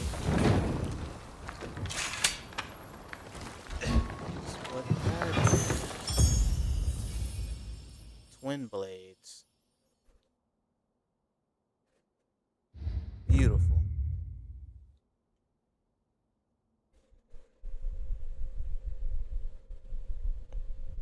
And they have their own move sets and things like that. This one extracts yellow souls. Kind of reminds me of the gauntlet. When that gauge, so when this gauge is full, you can press R1 and it'll do an attack. It'll do its own special attack to generate yellow souls. Did they only make these the two? yellow souls are for your health, obviously. So, and obviously that was it. And then this guy comes out. Like a little boss, basically.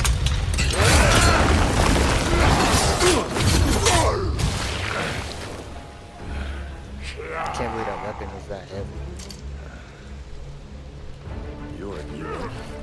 Show me what you've got.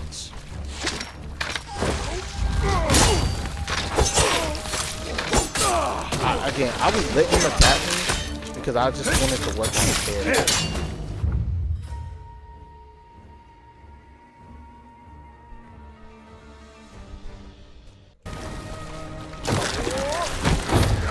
I see your Yeah, I dodged him. I was able to attack him. But you also see his stamina is really low, so that also helps. Like, he's basically exhausted. And then, you know, I tried to be cool right there. I ain't gonna lie. Like, I killed him so fast, I was just like, yo, what was that? It was just such a different technique. I don't know if it was just for him specifically or what, because I basically dashed and sliced them at the same time. I did a dash slice, and you know, you know, in some animes that's like they finishing move basically. So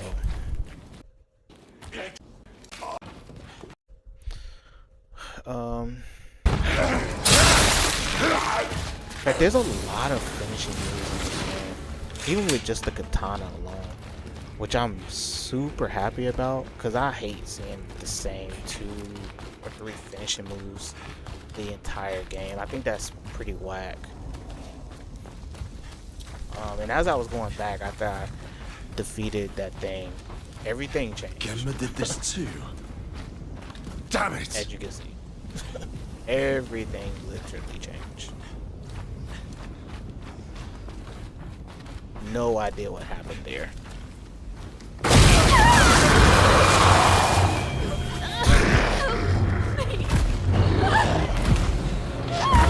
You're now bastard.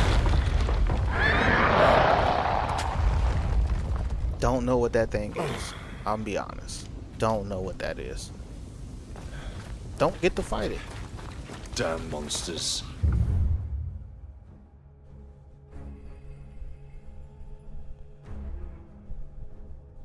I will say, being able to counter a grab, to me, I wish they had this in almost every, I wish they had this really in every Souls-like game, because it's so annoying to get grabbed. It's like grabs have been unguardable for so long. It's not the fact that you want to try to block it, because obviously that's the whole point of grab. But as you see, he basically was trying to grab me. I threw him. No sure, it depends on him. But just being able to counter a grab move, to me, would just make the game so much better, especially when it comes to bosses. Obviously, you're not going to kill a boss with one hit, but being able to just smack them off you or something like that, I really just think that would go such a long way in video games. Because if there's one thing that we all hate when it comes to Souls-like games, is being grabbed by a boss and then literally just basically killing you. It's the worst. Literally just killing you after that one grab. Because that one grab just takes all of your health. Bro, it's really the worst.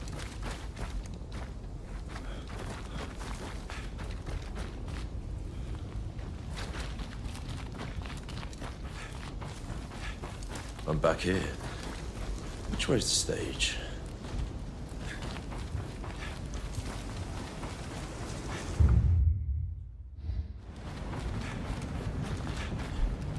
Get to my little save point. And this happens. I can't lie. This was literally slick.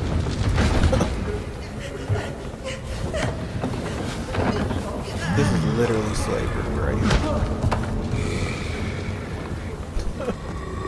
And you know they don't really speak, so.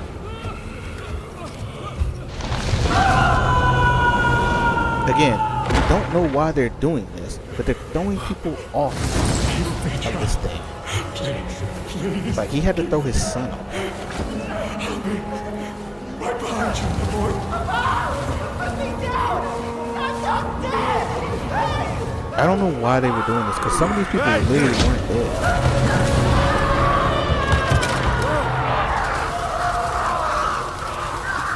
The fact that he had to watch this is crazy. You see all the blood spots and stuff too. Man, that's tough. Musashi! Ganyu!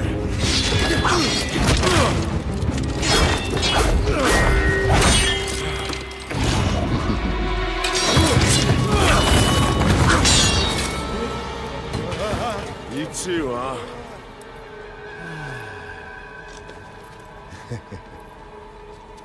This thing's made me so damn strong. I've been bored halfway back to death.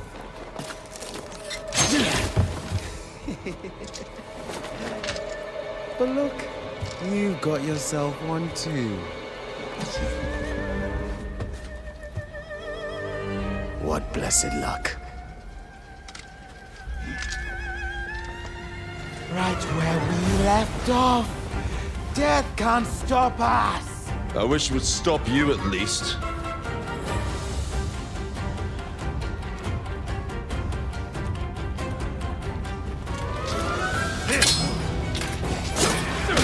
I'm just getting started, Ganyu. You thought that would cut through? Too bad! Yo, who the hell wears a metal hat? Your funeral.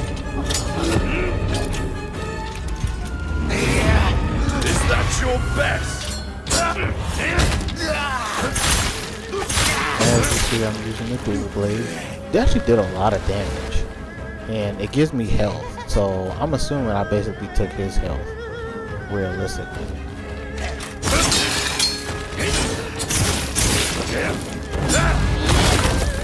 I'm cutting his stamina down so crazy.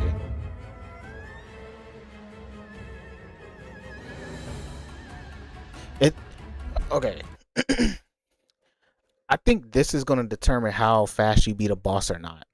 So in certain, basically when their stamina's been exhausted, it gives you the option to attack certain areas on a boss. And it tells you parts marked with symbols indicates their effects. Red indicates extra damage. Purple means plenty of souls. So basically, if I attack them, it looks like in his chest, I would just get a bunch of souls. Comparably, if I attack basically his face / his hat, I would do a lot more damage. Personally speaking, I don't know why I need souls. Now it probably just depends on what kind of souls would come out, but more than likely I won't ever need to do that for souls. I think 99.9% of people are gonna do extra damage here, or go for extra damage. Oh, nicely done!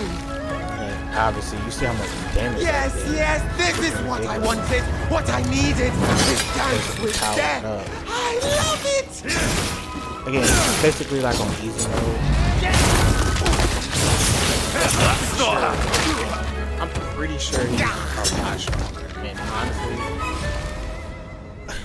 it was a fun fight. I'll be honest, and that's the end of the demo. Like, it was a fun fight. I have no idea who that guy is or what he wants, but I'm sure we will find out in the game. And honestly, I enjoyed the demo. I thought it was really fun. You don't get to use any weapons or anything else. It kind of sucks that you only get to use that twin blade for that. For just taking souls, yellow souls or whatever. Hopefully there's more weapons in the game like the other ones. But honestly, just so far, just how the mechanics, it feels really smooth. The mechanics feel really smooth in that game. And I think that's important, especially when you got a lot going on. And it's not necessarily reaction based. you still got a lot of opportunities to you still got a lot of opportunities to just attack regularly. Like, it's not a stealth kind of game or anything. And because it's so linear, I don't necessarily think there's going to be a lot of different ways to attack people. You'll have some environmental elements that you can use, it looks like, but I really think they're going to be few and far in between, honestly. So that's going to be tough, man. That's going to be tough. But I'm still going to get that game. I will play that on stream as well when I get it. So looking forward to it. Now, The Blood of Dawnwalker. I haven't seen anything about this game yet. So it looks really good just from what I've seen. I'm not going to watch this whole thing. This is an hour long. Probably going to watch like 10, 15 minutes. Share with my lass. What is it about? You've been heard disrespecting the Kniaz, singing songs that mocked him and the faith. So honestly, just like already, it really just Since one of our game's main features is the duality of Cohen, our hero, who is human by day and a vampire by night, we're gonna show you 2 ways to play the quest. So this is yet another example of our narrative sandbox. We can approach each of the quests in a variety of ways, remembering about the duality of our hero, human by day and vampire by night, knowing we have both day and night as our allies. In June, we started on the outskirts of Svartro and had a brief stint with some bandits. Cohen got rid of them easily with a few well-timed sword cuts and active abilities. Then we walked around the city a bit until we reached the cathedral, this time entering it without any hassle during the day as a human. Let's continue that playthrough.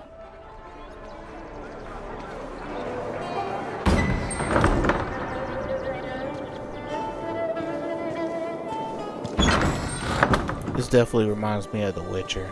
Just, it's gonna be so many side quests, basically.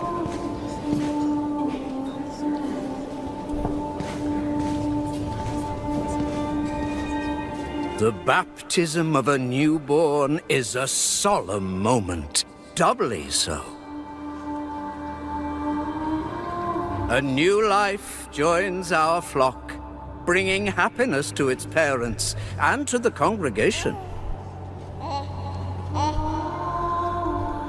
Natus ex sanguine est, alitur sanguine, et in sanguine morietur.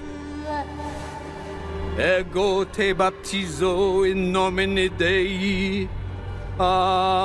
Amen.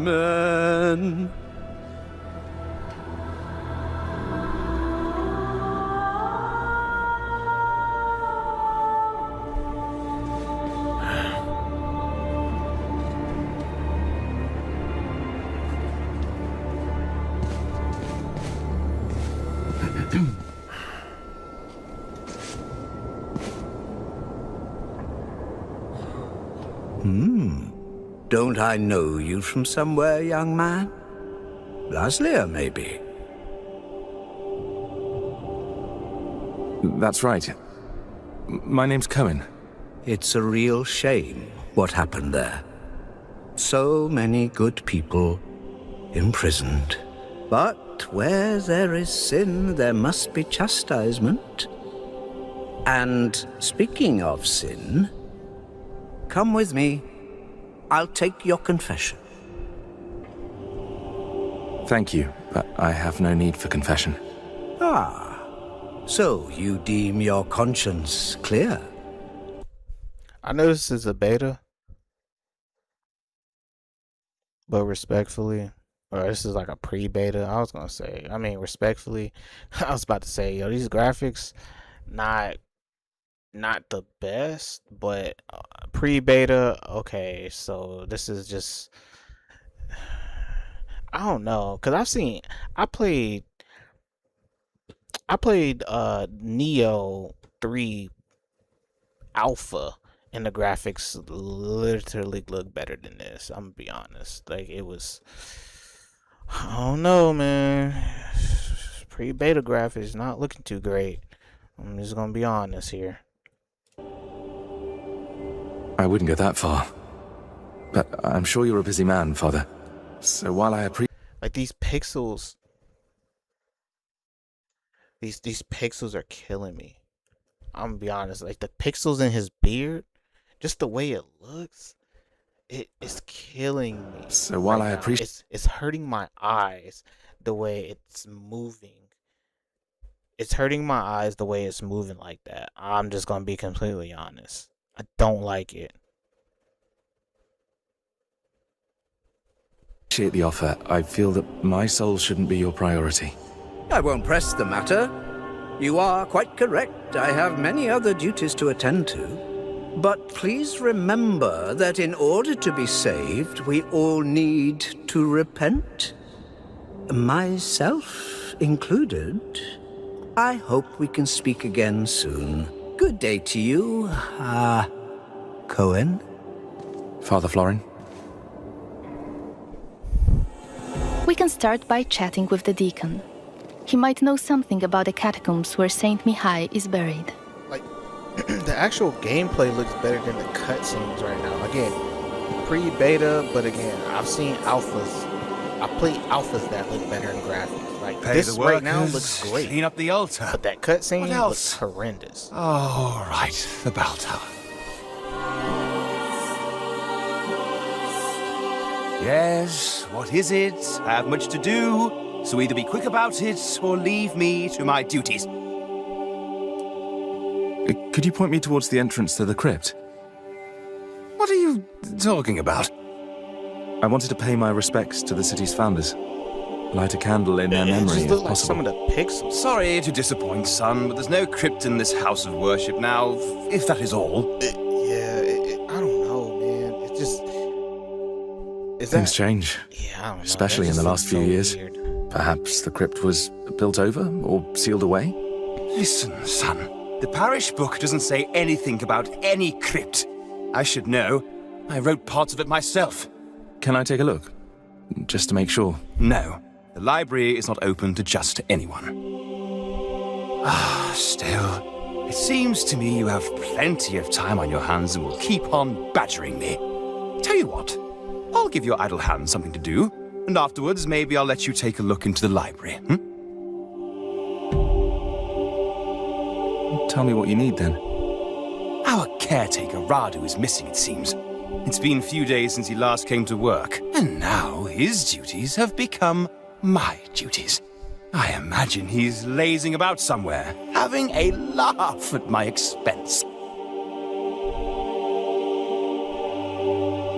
Any idea where to look for him? Perhaps he's at home. If I only knew where that is.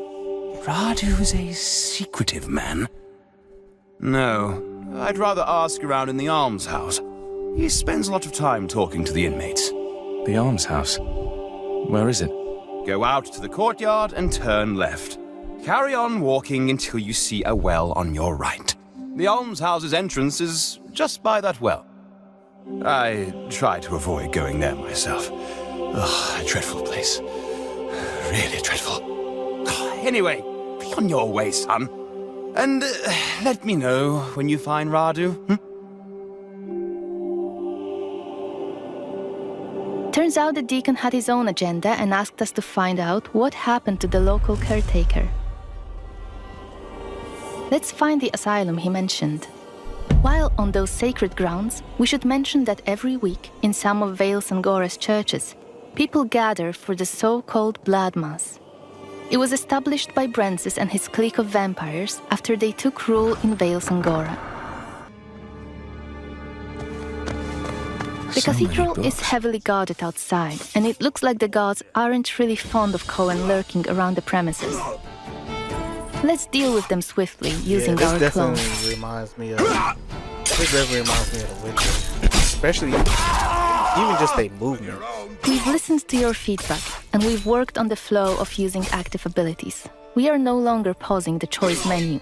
It's real-time in gameplay. It's also a good opportunity to show you another use of the Voracious Bite ability Cohen uses to drain people's blood. In combat, it will both replenish your health and deal some damage. Time to move on. Let's explore the other areas in the courtyard. I'm alright. Just need to get a breather. That's all. Let's use the sword this time, because yes, you can fight with a sword as a vampire too. But before we engage, let's adjust the camera. Camera placement was one of the hottest topics after our gameplay reveal. We've got lots of feedback about it, and we decided to add a second option for those of you who prefer the camera slightly further away from the character. The camera will be adjustable for combat and exploration separately, so you can choose the setup you prefer.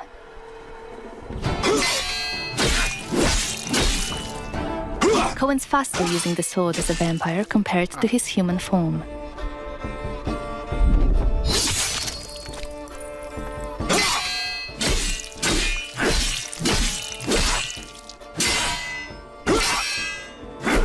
I do like the swords clanging together. Take notice of the definitely feels hourglass like The icon Witcher. next to our objective. It indicates that opening the crypt will move the time forward. Wait, what? That opening the crypt will move the time forward. Hourglass icon next to our objective. It indicates that opening the crypt will move the time forward. Huh. So time is a factor in a How about here? Saint Mihai's symbol. Let's open the entrance and investigate the crypt.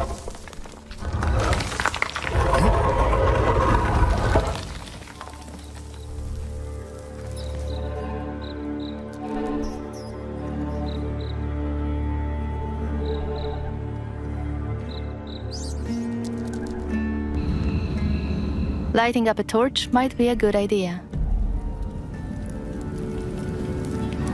This place must have been sealed off for ages. I wonder why.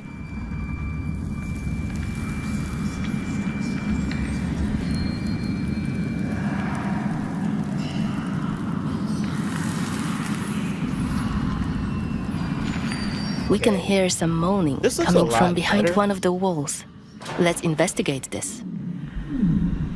Is that moaning? I think it's coming from behind this wall.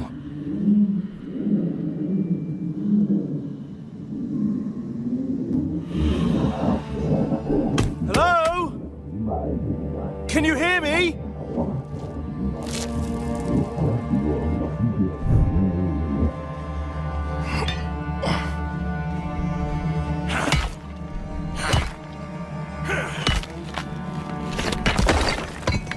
This looks like a long play type of game. For sure. Oh wow, that's a interesting looking sword. What is the sword just doing?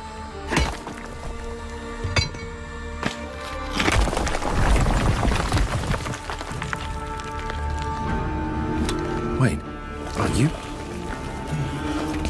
Mihai? So the zombie just Tobias!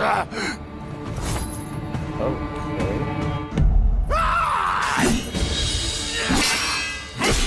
Yeah, this gameplay feels like You came to me, Tobias. I'm not. Shit! Listen to me. No more. Your eyes. We've been attacked by Mihai, who was an important figure in the valley. And for some reason, he was buried alive in the catacombs. There, that's crazy. Of course, as players, you'll be able to learn why that has happened. But we'd like to avoid too many spoilers here. That's why we are stopping this presentation mid-fight. I do like the blood right there.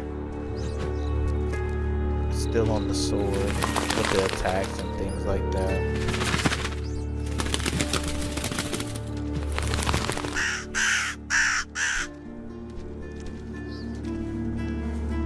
Got 22 days left to rescue your family. It's crazy. As a vampire, you'll see and experience the world from a different perspective.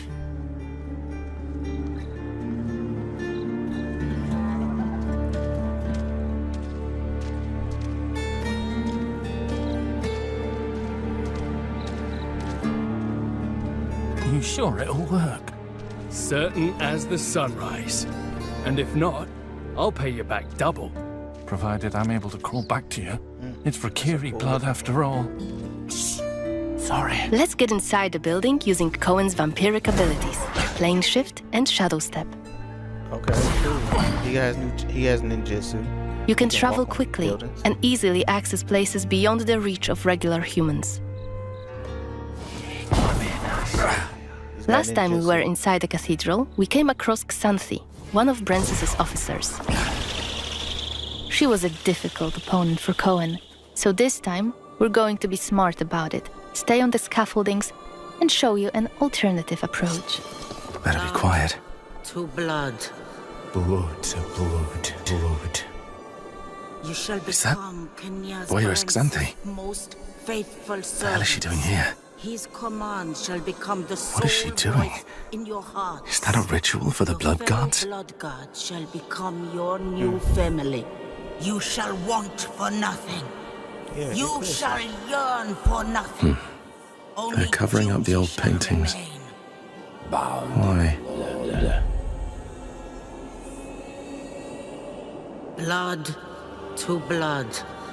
One of the workers must have left it. You shall become Kenya's Seems that the cathedral complex is quite big. The main building, cloisters, inner courtyard. The entrance to the crypt could be anywhere. Won't get anything done just standing around. Still, staying up here would be a smart idea. Your fellow blood god shall become your new family. You shall want for nothing. Is he gonna You fight? shall yearn for nothing. Only duty shall remain. Bound in blood. Blood to blood. Let's start by checking out one of the frescoes in detail. You shall Sanctus Mihai, Brens's most patron saint of Svartra himself. His command Victorious and well loved. sole voice in your heart. There's the legendary silver sword. Blood god shall become your I hope it new really does family. exist. You shall want for nothing. You shall yearn for nothing. Only duty shall remain. Saint Mihai's symbol. Good. Should help my search. Turns out, this one was actually about Saint Mihai, owner of the sword we're after. The powerful weapon might tip the scales in Cohen's favor and help him save his family from the vampire lord Brensis. Command shall become the sole voice in your hearts. Your fellow blood god shall We can check some of the buildings in the courtyard. Maybe we'll find some interesting clues inside them. Let's shadow step to this one below. It's the library we were supposed to enter a few moments ago, in our day variant playthrough. So many books. It seems that people don't usually close the balcony doors in Svartro. We can again use our system of getting a closer look at certain objects to both appreciate the beauty of the story being crafted in front of our eyes and to uncover secrets about Vale Sangora. The annals of Svartra Cathedral. They're bound to have some information on Saint Mihai's crypt. I'm kind of invested, honestly. I just don't know if I would play this on stream. I'd probably play this offline, personally. It's just such a long game. There's just so much random stuff to do. Kind of like Crimson Desert, honestly. I just don't know if I'm gonna... Maybe we could go there today. It's just super long. I don't really like that. The deacon will be Like, really on glad to stream. see dirty bums Not like us really. walking around his glorious church. You don't know that, maybe? And report our findings. Before we chat to him, Honestly, Wolverine is probably the one game I'm gonna get when it first comes out. And probably Phantom Blade. And obviously GTA 6. But other than that, like, everything else is probably gonna wait. There's some good games that's definitely about to come out, but there's no rush to play them. Like, they seem really long, which is good. I do love a good long game because I can just come back to it whenever I want. This seems like it's gonna be pretty good. I hope. You know, The Witcher was super long, and honestly, like it. I had to get it on PlayStation 4, so, or was it PS5? I think I had it for PlayStation 4. I had to re-get it. I had to get a new copy of it or something. I can't remember. I think, yeah, I think the Wild Hunt, I think it came out for PlayStation 3 and then it went to PlayStation 4 or whatever digitally or something. But yeah, it's such a long game. The story itself is probably like, just the main story alone is probably like 50 to 60 hours alone. And then with all the side quests involved, this game could probably take a while, which is good. I mean, there needs to be a few games like that as well. And it be third person, which I hate games that are super long that are first person. I just think that's such a waste personally. So, I don't, if I'm able to play a beta, I might be able to get a better feel personally, but I just don't know. I don't know yet. I truly don't know. I'll probably end up getting it, just not when it comes out. Not when it first comes out. Maybe when it comes on sale.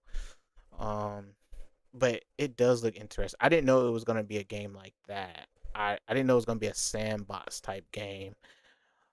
So kind of interesting. Tomb Raider. Gotta say, you captured your good side. You know what Tomb Raider is. Chances are you've played... No, I don't want to see IG. I don't want to see IG do this. I'm gonna be honest.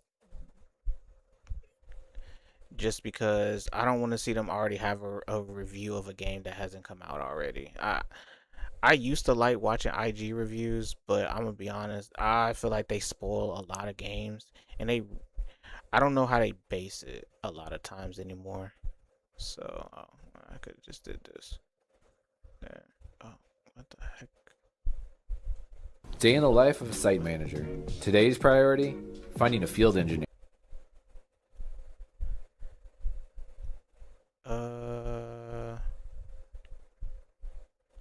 Let's just do some gameplay. This is it's super long. Yeah, let's just look at with no commentary. Just look at some gameplay. Yeah, it definitely feels like the in a sense. I mean, it looks like the original Lara Croft anyway. It has that new ticket ass.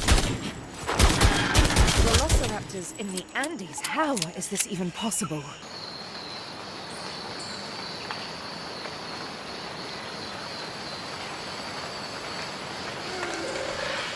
Still got those classic pistols.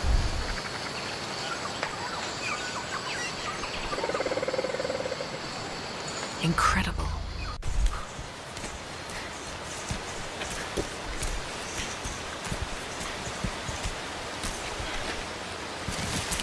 Yeah, the thing about Tomb Raider, there's really no real way to go. I don't know if they have a directional compass like in the newer versions.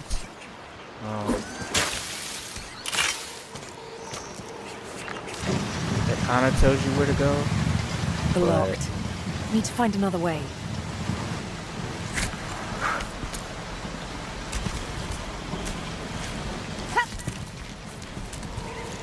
I mean, it looks great.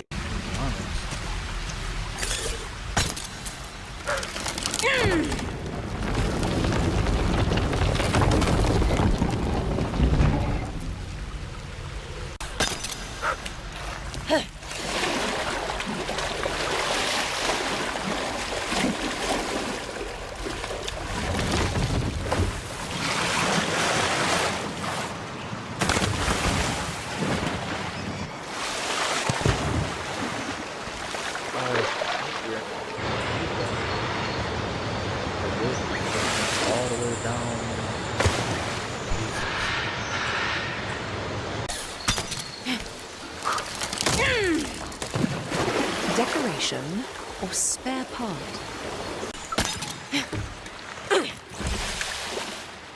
That should do it. That is perfect.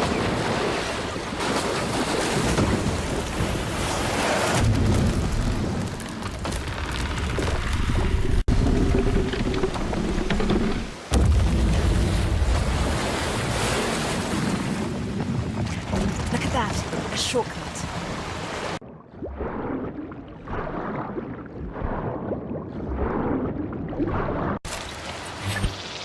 This mechanism looks like the waterfall regulator, but clearly it's not definitely working. a remake, All right, but with looks easy. all the new Line up the technology. cogs to hush the water.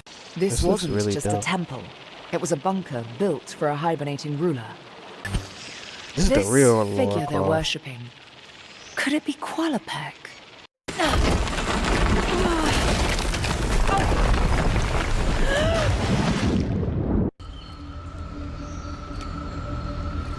It's just about exploring a lot, to be honest.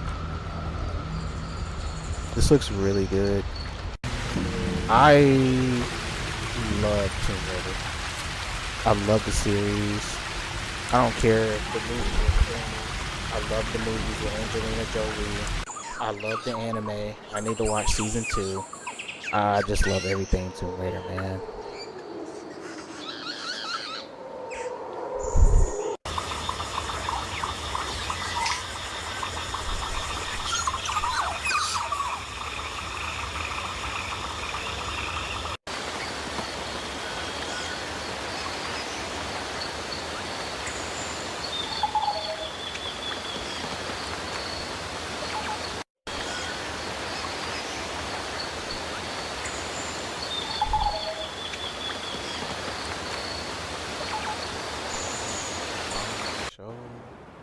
Croft, I hear when it comes to retrieval, you're the one to hire. That looks really good. This This isn't is the about classic glory Tomb Raider or for sure. money or making the world a better place. This is a puzzle, buried in centuries of silence. You don't strike me as someone who walks past a locked door without wondering what's behind it. There's a reason I can only trust you with this.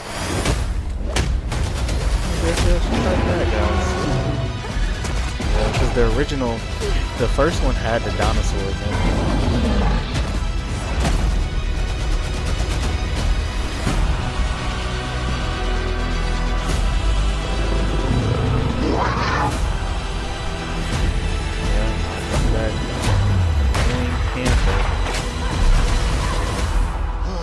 Gotta say, you captured your good side. I'm gonna get this. Just probably not. I'm You're gonna get assuming this. I've got a just bad not there. side. What if you could make a song using only your voice? And they Let's start ruined with the drums. Wonderful.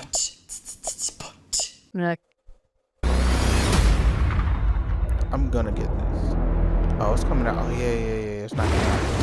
It's been years.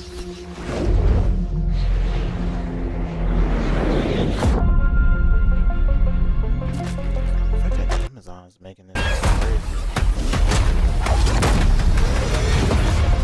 But it lit a fire that still burns. I need to see more. I need to go further. To uncover the secrets of Atlantis.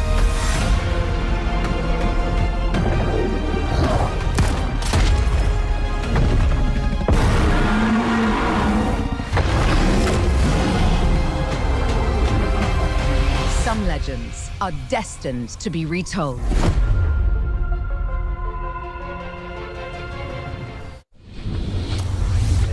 I'm gonna get it for sure. Just not getting it when it comes out because there's gonna be too many other games to play and not enough time. I'm gonna be honest. I'm genuinely just gonna have to play these games one by one until I beat it. I just don't want to switch to a new game. Start a new game and then just stop. I kind of feel like it's gonna bother me until I feel unless I feel a little burnt out from that specific game, yeah, nah, I'm gonna play it forever. We've been waiting for Phantom Blade Zero, and we finally got a major update, and it wasn't what most of us expected. The game made another appearance during the State of Play with some new footage, but more importantly, it let us know when the next big gameplay reveal is happening. And we also got confirmation that the release date has been delayed, and with the new release being now at the end of October on the 29th. And if you've seen a similar video to this before, it's because I made a mistake in the last one, and I'm here to fix that. The interesting part about the delay though is why it's happened. According to S-Game, the developers, this isn't a delay because development's in trouble. Instead, they found what they're calling a final opportunity to make a meaningful leap forwards with the game. And considering that Phantom Blade Zero is looking consistently better every time we see it, I say let them cook. So let's break down what Phantom Blade Zero actually is, why so many people have been keeping an eye on it, and everything revealed during the State of Play and beyond. For those that haven't been following the game closely, Phantom Blade Zero is an upcoming action RPG from the Chinese developer S-Game. And one of the reasons it's generating a lot of interest online is because it doesn't really neatly fit into one genre of game, at least from what we've seen. For the story, you play as Soul, an elite assassin working for a powerful organization known as the Order. He, however, gets framed for the murder of the Order's leader, so he's suddenly being hunted by the people he once fought beside, and during his chaotic escape, he gets mortally wounded, and only survives thanks to a mysterious healer, but there is a catch: the treatment only gives him 66 days to live. So the game sort of revolves around this time frame, this ticking clock, giving you pressure to get revenge before your time is up. They say you need to uncover the conspiracy behind the betrayal, hunt down those responsible, and ultimately decide what kind of legacy Soul wants to leave behind. One of the things that makes the setting especially interesting though is that the developers describe it as Kung Fu Punk. Think of classic Kung Fu martial arts films mixed with dark fantasy and supernatural powers, plus the awesome looking combat and sword combos. I really hope that this will set Phantom Blade Zero aside from the sea of other action RPGs that we have, and so far I think it's doing that well. Now, one of the more interesting things about Phantom Blade Zero is that the devs don't consider it a Souls-like, but they also don't consider it a traditional hack and slash game either. They have repeatedly described it as a playable, almost kung fu movie. Basically, instead of focusing on perfect combo executions like you would see in other games, maybe like DMC, they want to create a fluid combat system where movement, timing, dodges, parries, and adapting to enemies creates a more cinematic, flowing martial arts feeling. This does sound like market speech to me, so I'm always skeptical when I dive into it and sort of hear these things. Just how everyone Each time moves, we see like new it's footage not of the a game, lot of, just based off, I mean, if anybody's into anime, to be honest, I'd say it's probably the older generation, like my generation, that watched a lot of kung fu movies and like the old Jackie Chan and Jet Li movies and things like that.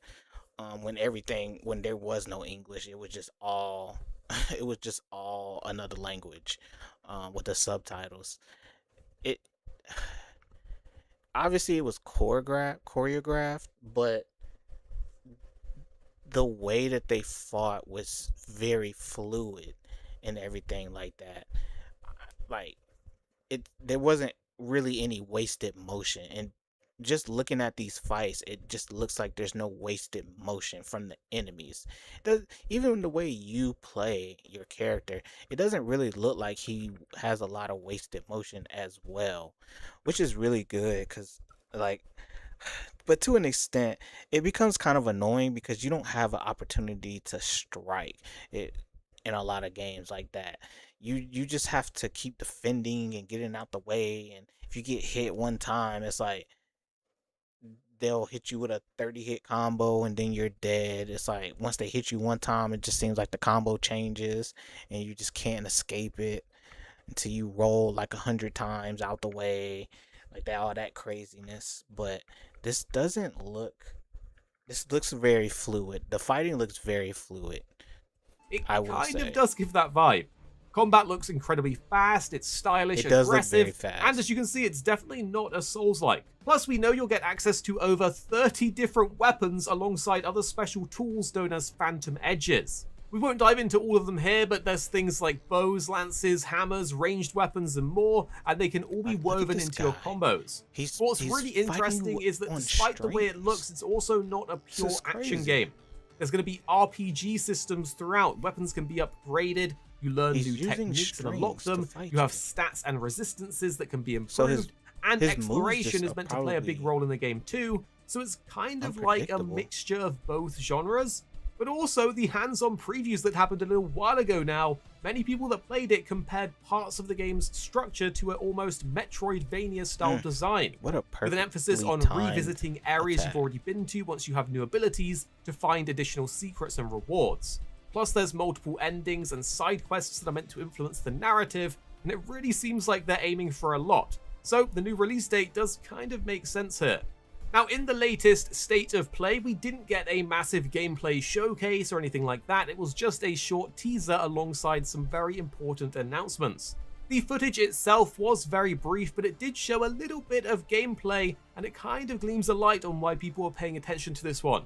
It's very fast-paced, the enemies and bosses look really cool, so it has my attention. But with this, S-Game also confirmed there will be a much larger trailer arriving this summer. The biggest news that we have, however, is that the release date changed. Phantom Blade Zero was originally scheduled to release on September 6th, 2026, but has now been moved back 50 days to October 29th, 2026.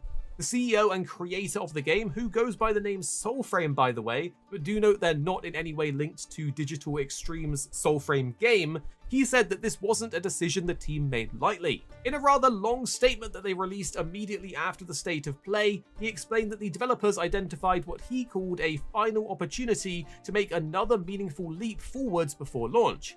The focus over the last few months, they say, has been on polishing areas of the game that matter most, and according to the team, they've already upgraded character models, reworked some of the environments, and spent additional time ensuring that the game's visual quality remains impressive, even for players that don't use ray tracing. But the cool I'm gonna be honest, I don't personally, I don't care for ray tracing. I don't ever use it. I don't really think about it. If it's already activated, cool. I think it was activated in Final Fantasy Remake. Didn't really see a difference in a sense, personally. But pushing back your game to make it better, to me, is a green flag. I'm gonna be honest. If you feel like there's some things that you can improve on before it launches, just improve on it. Like there shouldn't be a rush to just put out a broken game. I feel like a lot of companies feel like they just have to put out the game at this deadline no matter what. Now obviously that can kind of be tricky, you know, depending on who your investors are and things like that, and you know, a few other things. But what people want is a quality game when they buy it. I don't want to spend $70 on a game that only half works. I don't want to spend, no one wants to spend $70 or $80 on a game when it first comes out and it's barely playable, where it crashes every couple of times you load it up, where it's just a lot of bugs and glitches and things like that, to where the game literally just isn't playable. And then who knows how long it's going to take for an update to happen. You know, it could take a month before the first update comes up, because you know they have to work through it and things like that. There's people will wait on a game if they're fixing the game for it to be playable when it comes out. Certain games, like the sports franchises, the gun games, they're just gonna come out. There's, you know, the glitches and the bugs, oh well. Like they're on a schedule pretty much every year. So it is what it is. But these indie developers and things like that, I'm a nobody in this space right now. Fix your games. No one is rushing you to make it A+ first day. But people just want it to be playable. People just want it to be good. We don't want a broken game, because that's going to hurt your sales, because people are going to TikTok it to death how trash it is when it first comes out, the same way they did Cyberpunk. I didn't have those same problems that other people had with Cyberpunk when it first came out, luckily. And I had it for the PS4. I got it first day. I even bought the deluxe with the steel book, like the steel cover and everything. I didn't have those problems, luckily. But a lot of people had those problems and they got destroyed for it. But when it pretty much came back out again, like when they did the updates and things like that, like I got it for the PlayStation. I never finished it on the PlayStation 4, but I got the digital deluxe. Well, I got the digital version on PS5. It's a perfect, it's a beautiful game. Like there's nothing wrong with it.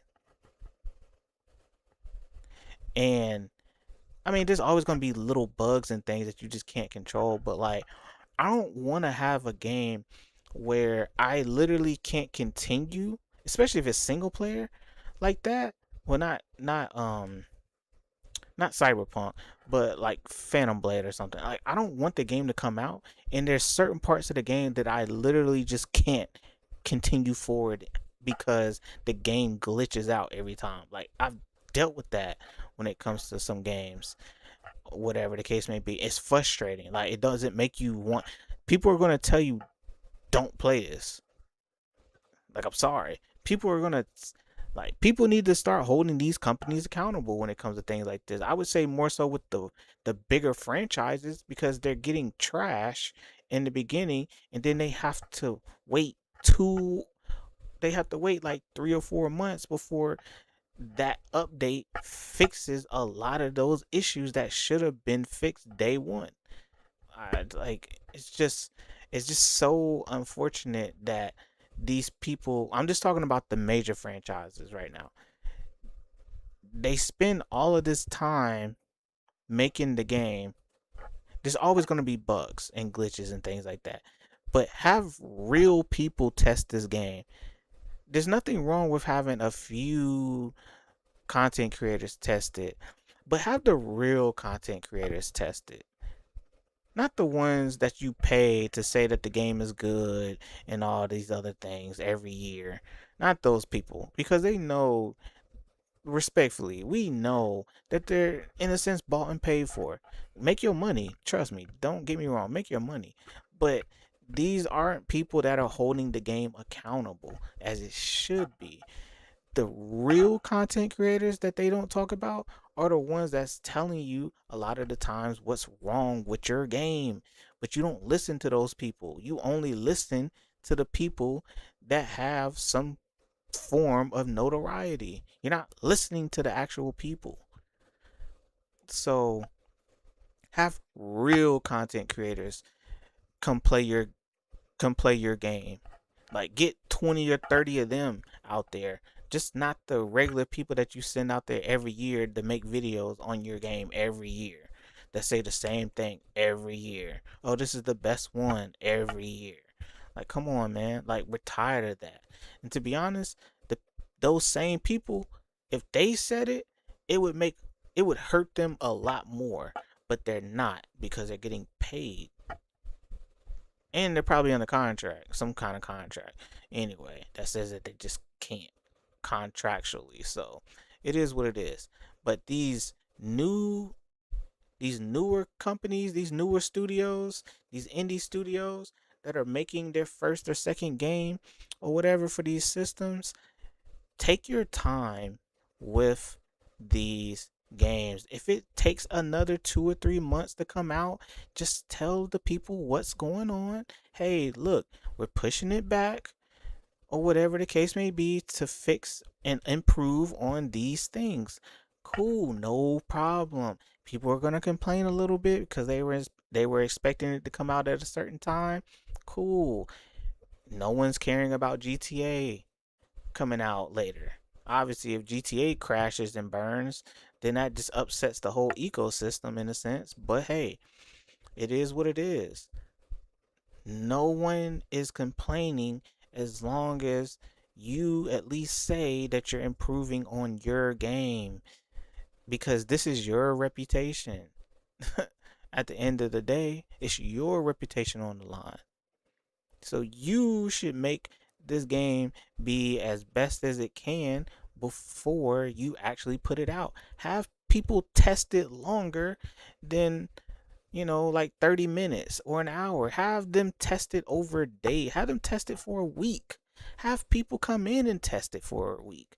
Like, you need a different set of eyes instead of the developers. Like, have actual regular people come and test your games. And obviously have them under NDA so they can't spoil it. But have them test it out to see from a different perspective, because that's what's important. You are making a game for the consumer. Have content creators and don't pay them.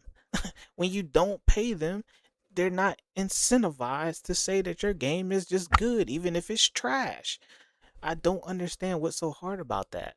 Honestly, have something, have no incentive for these people, have no monetary incentive for these people except to test a new game. I guarantee that their opinions are going to be a lot more genuine than the ones that you are paying to come out there and test your game. Wait, where my camera? Test your game. Quote fingers, air quotes. Because they're not testing it to an extent. Like, they're playing it, but they're not testing it.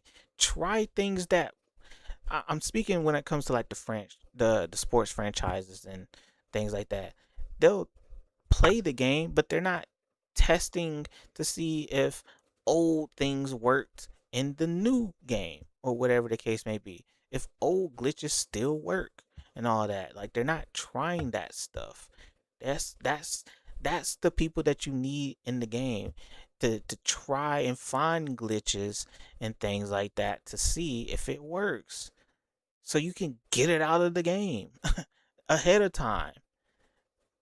But even for just the single player games, have regular people test your games, not just the developers, because they're jaded. They're gonna think it's good even if there is bugs. They're gonna be like, oh, it's cool, it doesn't hurt anything. It probably could hurt the regular consumer. Have regular content creators come out, and again, no monetary incentive, meaning no money involved, to play and test your games. I guarantee you'll get a better view, and probably, I'd say 8 out of 10 times, you're going to get an honest review to better improve your game for the long haul, because that's what matters. I don't want to see the rest of this, and it's cool. I think we're good there. Honestly, I think we're good on that. Let's play some games. I just hate that things like that are. I just don't understand why they haven't learned. I'm just gonna be honest. I just don't understand why they haven't learned at this point.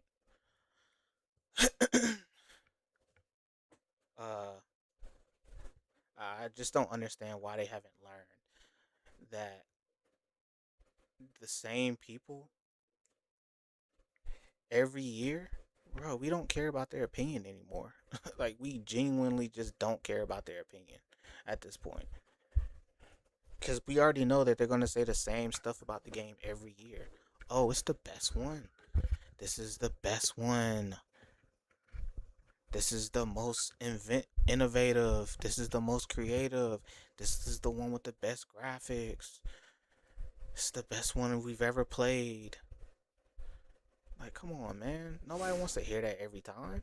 Like, genuinely, like, we don't want to hear that every freaking year. And we don't want to hear that every year, and it's still just the same game. I need to move my camera. And yes, I'm playing this on easy mode. I don't care.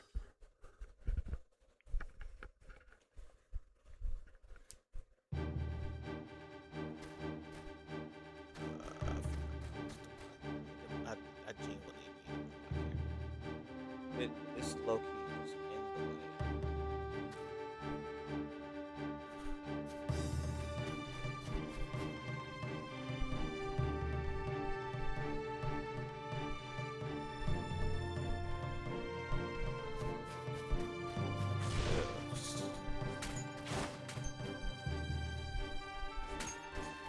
Oh shit.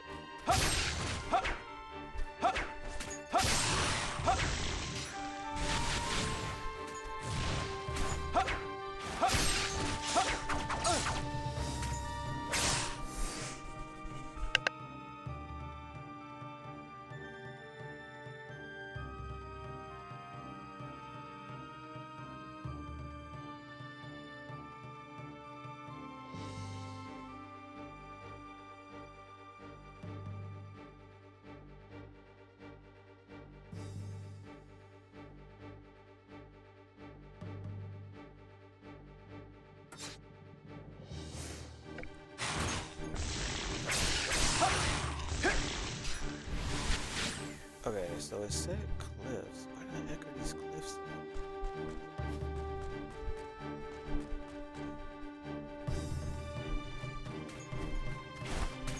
This is gonna be so.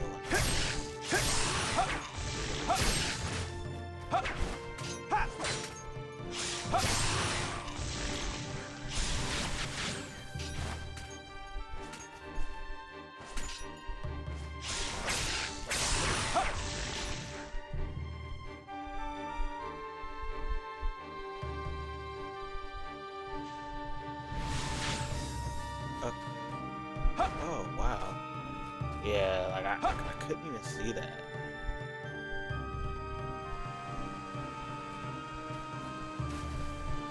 What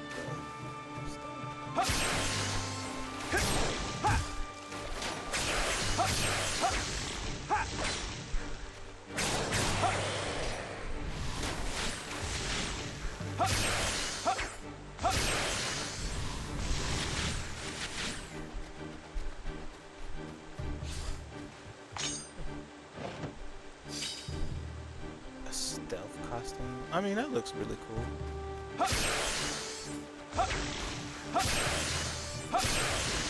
Bro, the one thing about the old games, yo, like the enemies were just endless, man. Jesus.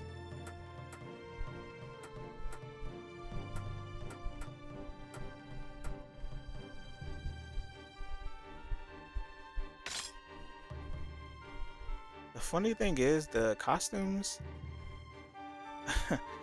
the costumes and the old games, like they didn't have any special abilities or anything. They were literally just pure cosmetic. There was no purpose of these.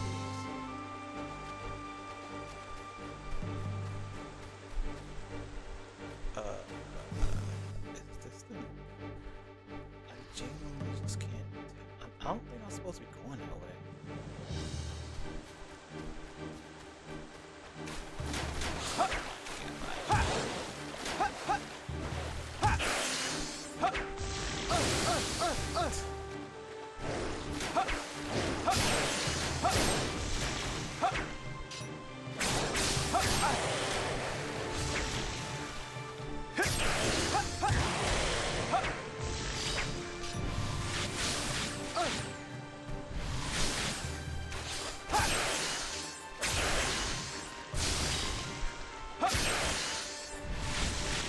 And the funny thing about this game, or these old games, enemies always came back. They always came back in droves. Oh crap. There's like always so many enemies. It's just nuts.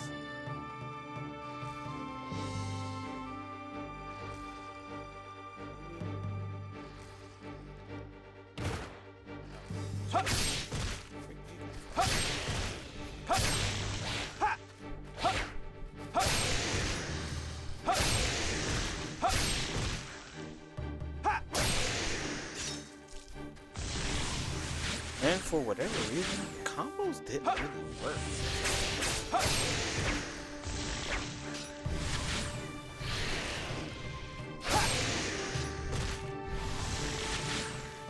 But they have unlimited blocking, so I'm not at that. I can just block forever.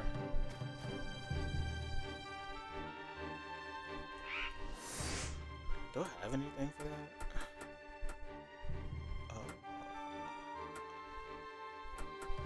Probably this. Oh, I already have both. That's crazy.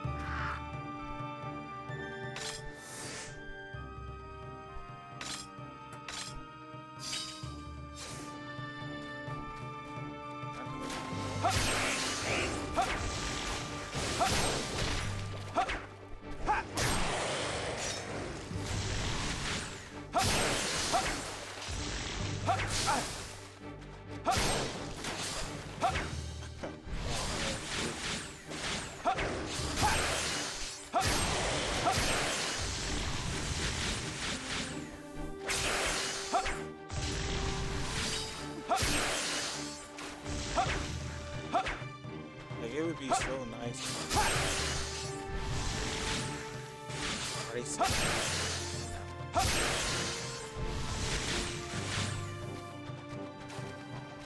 It's just like, no way to them.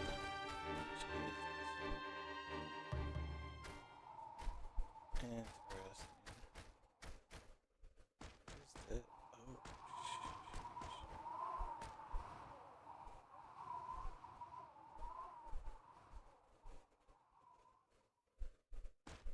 Oh, that's gonna be interesting.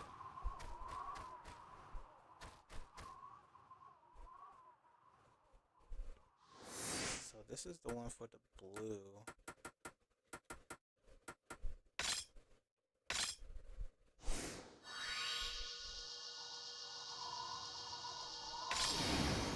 I forgot which did what, honestly.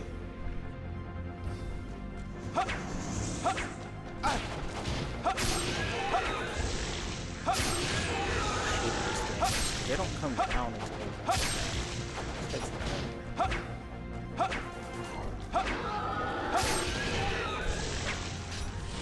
man, I tell you, these things are so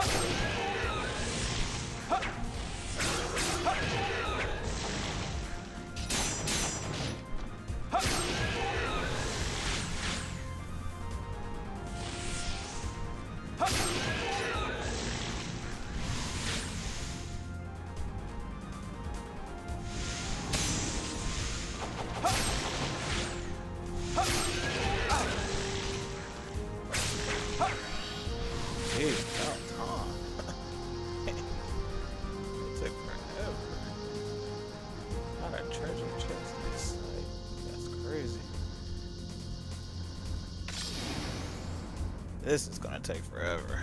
Jesus.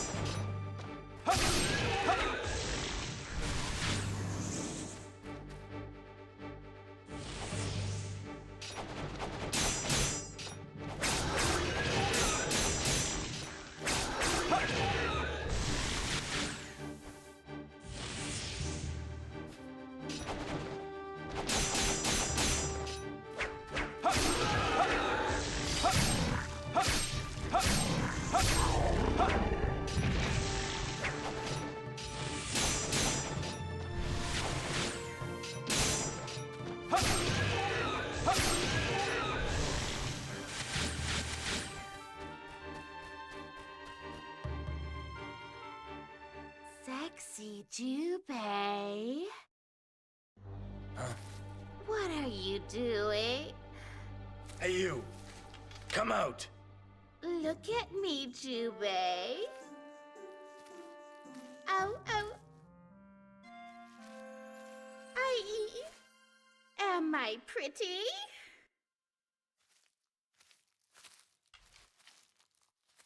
Oh, it's you. Don't startle me. You seem to be caught in one of the demon's traps. This kind of maze is nothing for a ninja like me. Follow me, this way.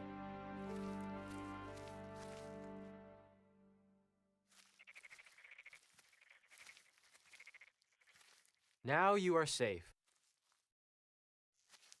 The rest is easy. Excellent, Kotaro. Thanks. Oh, come on. You shouldn't thank me for this. I'm always around to help. That's why I'm here. You can count on me.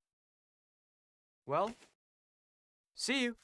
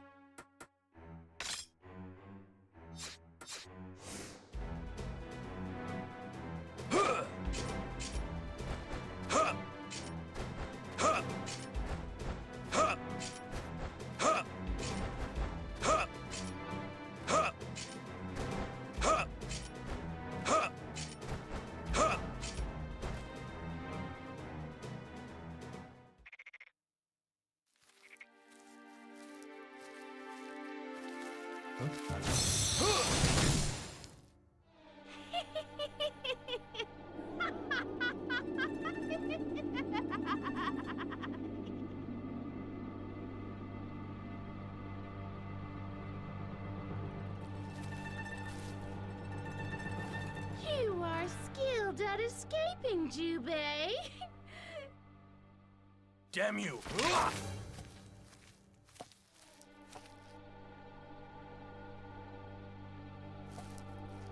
You are so cute when you're angry.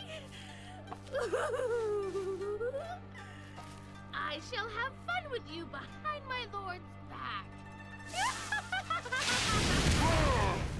Wait!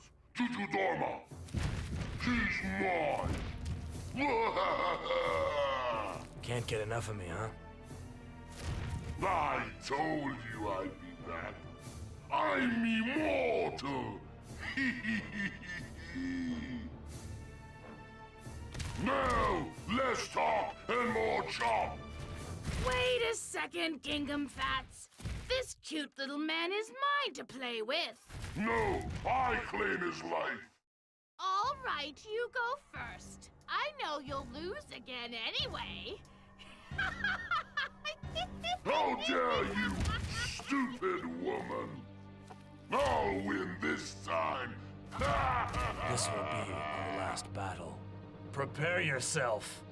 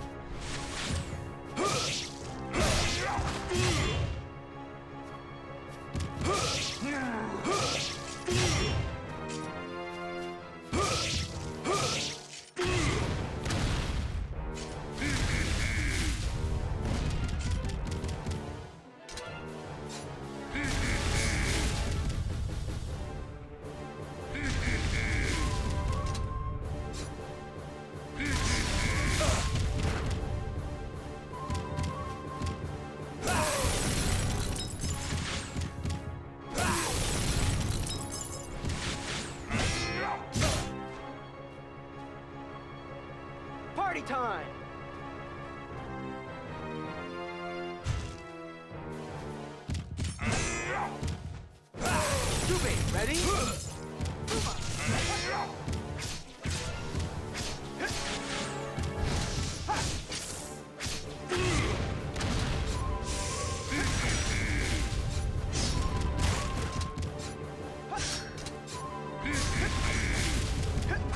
Jubei, ready?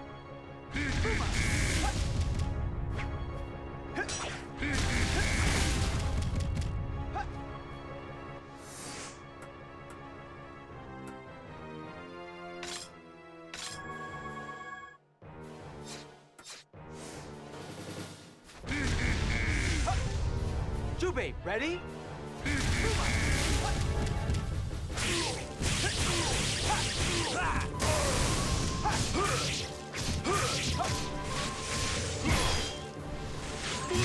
Jubei, ready?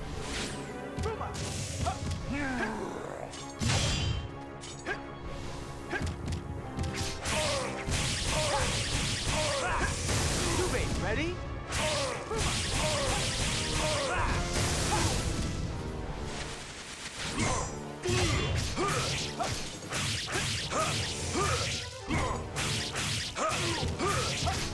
Jubei, ready?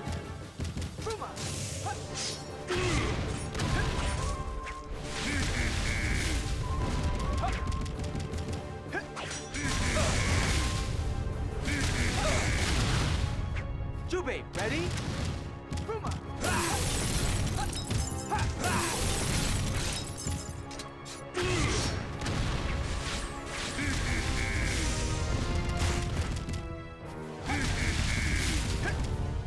Jubei, ready?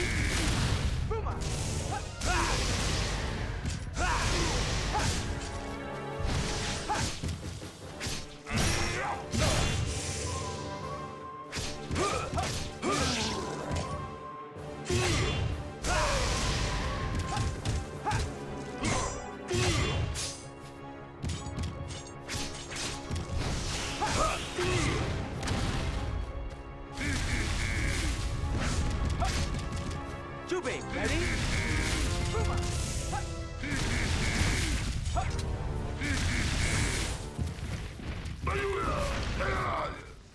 Curse you! I'm sure I'll be back again.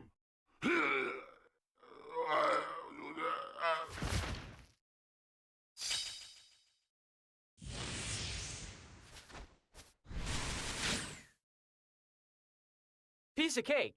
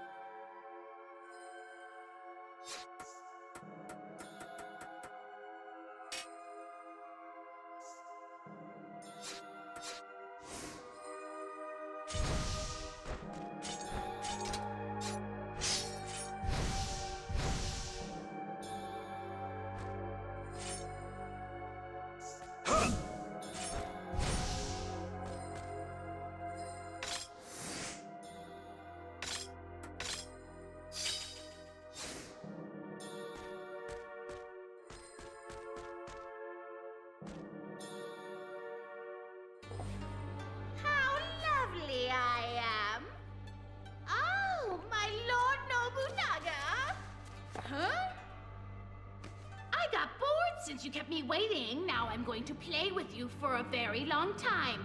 Are you ready for me? Give it up. No man would ever want to play with a nasty thing like you. Ugh, how dare you! I'll show you what nasty means.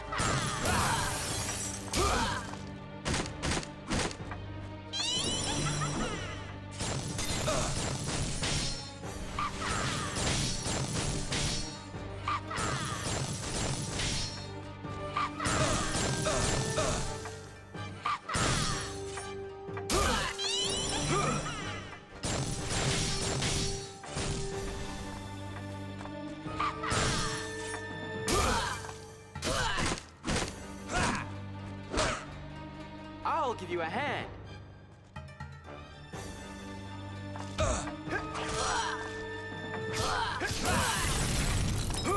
Jubei, ready?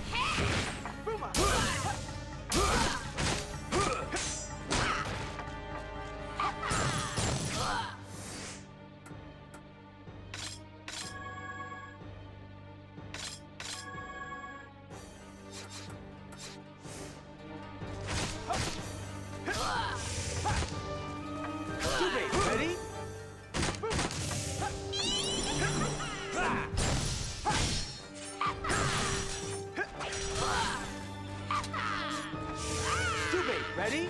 Ready?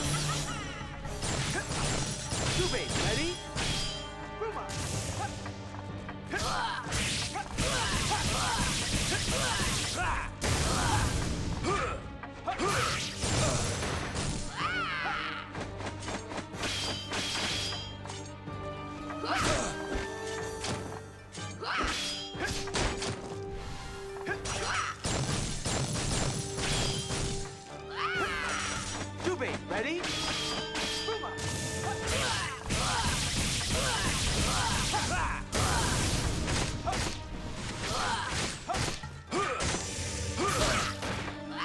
Dubé, ready?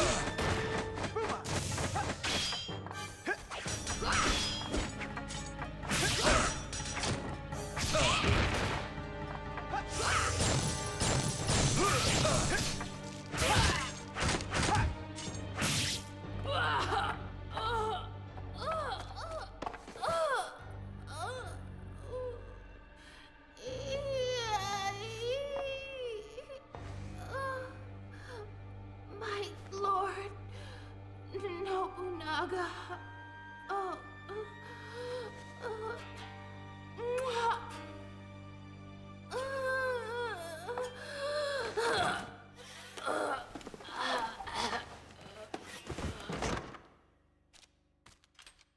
All demons will be destroyed.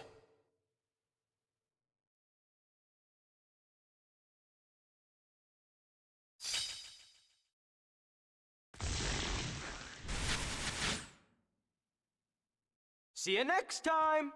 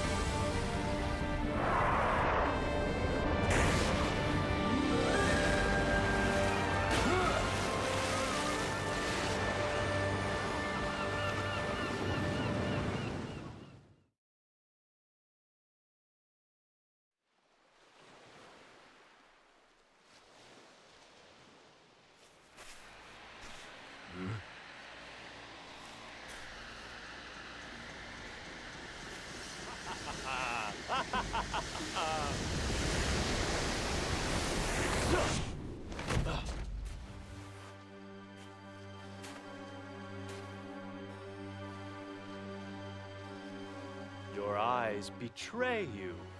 What?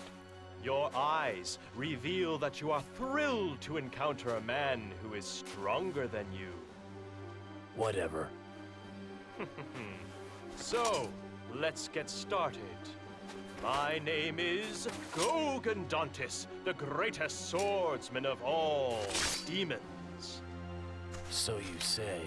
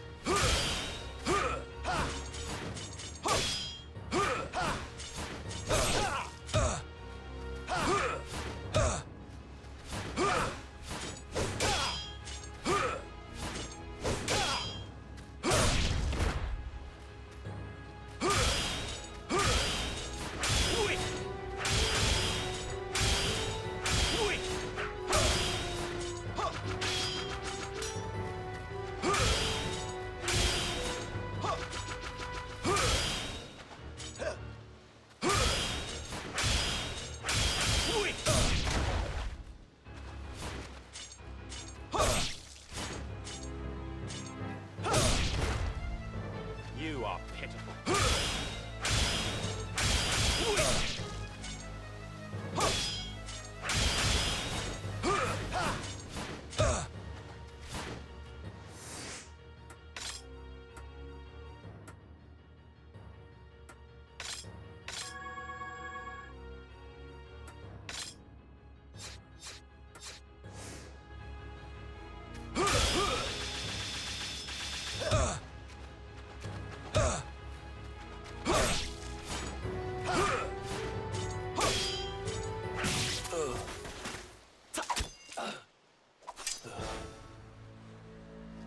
Ah, are you giving up?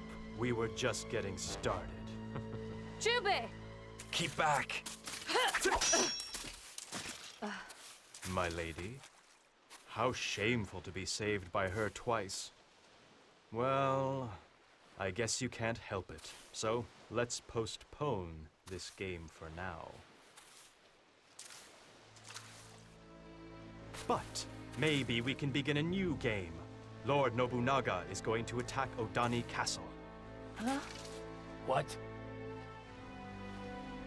It is only a matter of time before Odani Castle falls. What will you do?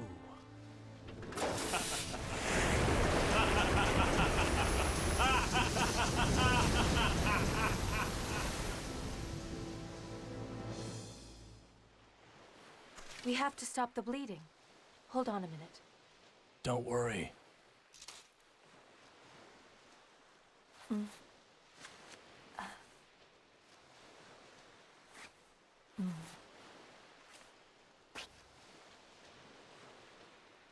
It's done. Keep still. While I go and explore this island, I have to do something before Odani Castle falls. You don't have to do this alone. Don't worry. I'll be fine.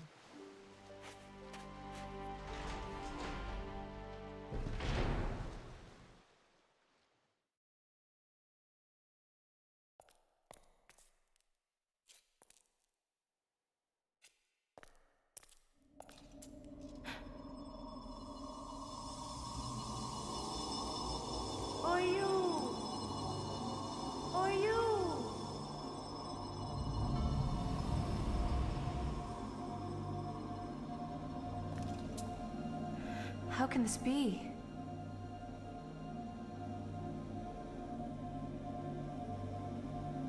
I'd like to express my thanks to you for saving my son. I have a favor. Find the sacred flute and give it to Jubei. Sacred flute? It is a secret instrument handed down in our Oni clan. With the instrument, he could compete with that demon swordsman. Find the sacred flute. Then I will find it for Jubei. I'm glad to hear that. Thank you, Oyu.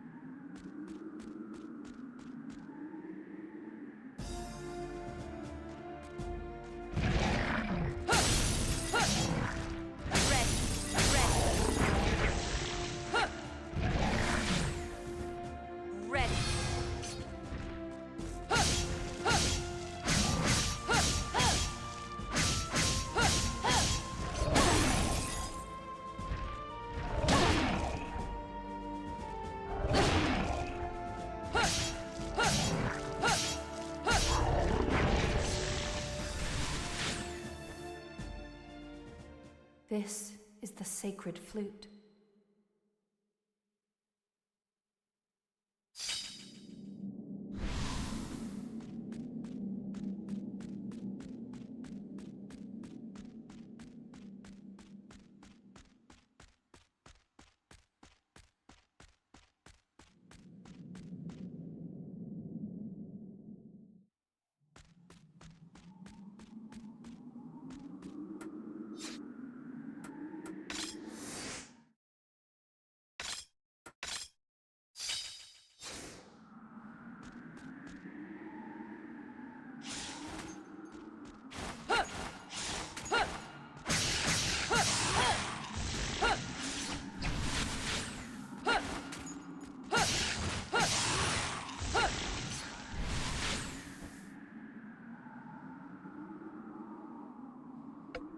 All right.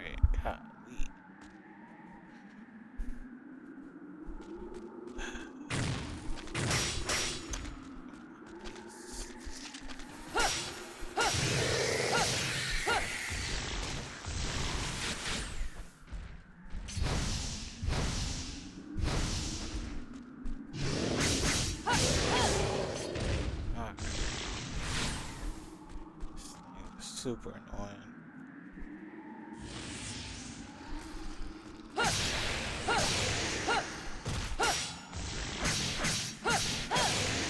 It's so weird because the controls just don't act automatically like you would in newer games. It'll do that one-hit slash for the longest time for whatever reason. I don't get it. I don't be getting it.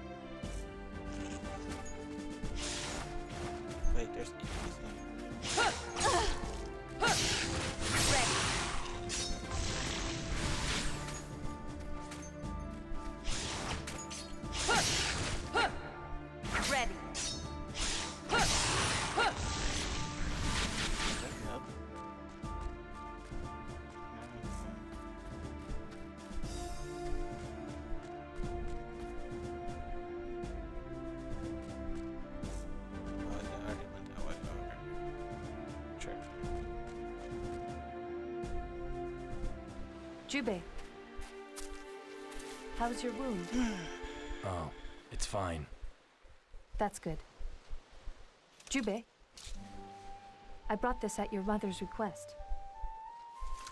My mother? Even in the afterlife, she thinks of you.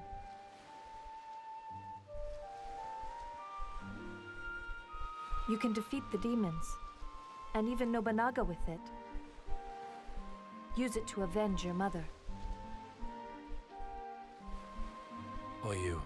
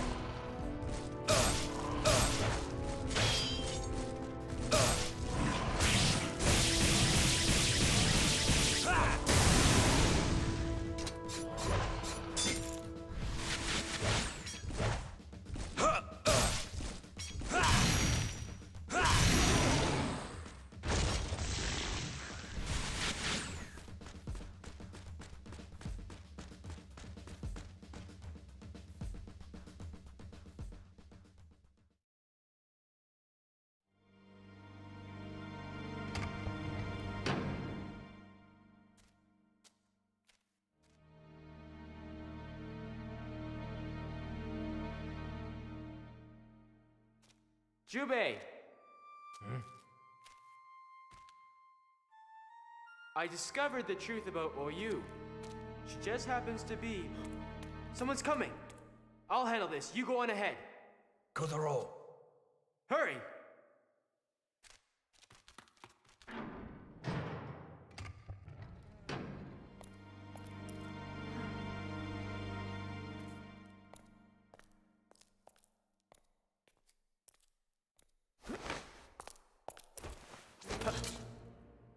It's you. I know who you are. You're an agent from the Oda clan. You can fool Jubei, but you can't fool me. I don't know what you're planning, but you better stop hanging around Jubei. I'll let you live if you leave now. No, you've got it all wrong. Shut up! You have to believe me. Just listen for a moment. Please believe me. Wait!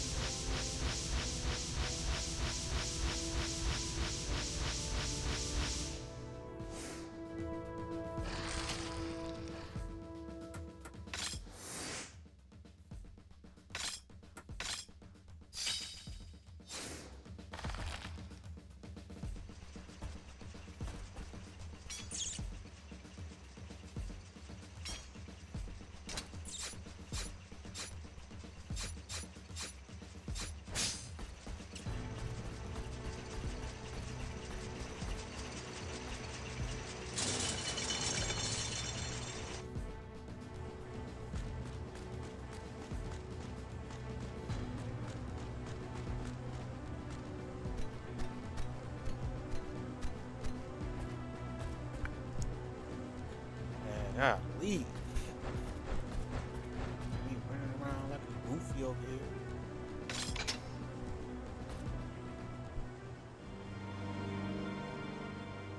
Jubei. I told you to stay away from him. Now you will suffer. Please, stop it! Ow! Ow! No! Are you all right, Kotaro? Hang on. This doesn't change anything. Listen, Dang, she just saved your life. I'm going to return to Odani Feel Castle. some type of way, my boy? That's crazy. I have 3 daughters. 3 daughters? Sheesh. I decided to choose them. You're lying. You should understand. Kotaro Fuma. How do you know? I've heard about you. Your mother was killed because she abandoned you and ran away when you were little. So you hate women. But did she really abandon you? She must have had a good reason. It's unthinkable that a mother would abandon her own child. Shut up! You don't know anything. Kotaro! I hate women. Dang. Nasty.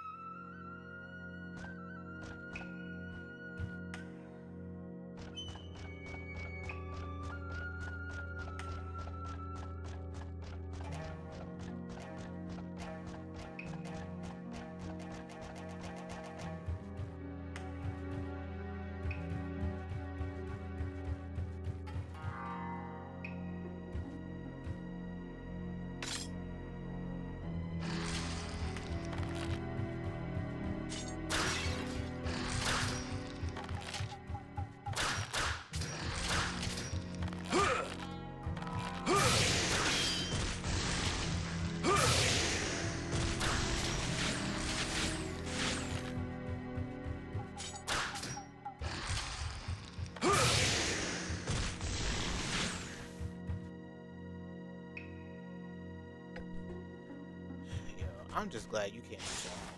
Man,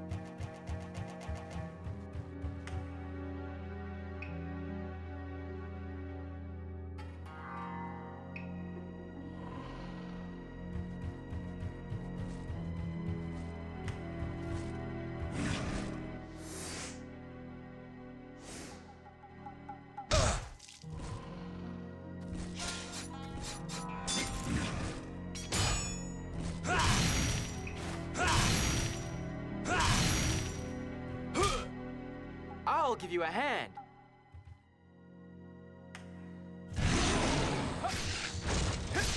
Jubei, ready? Fuma! Ha!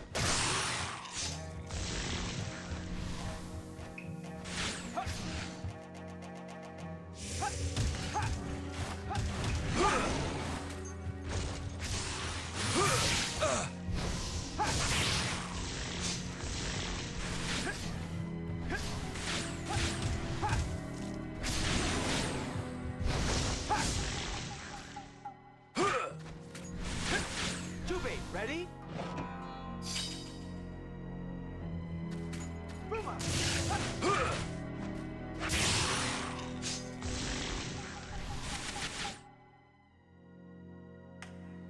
See you next time!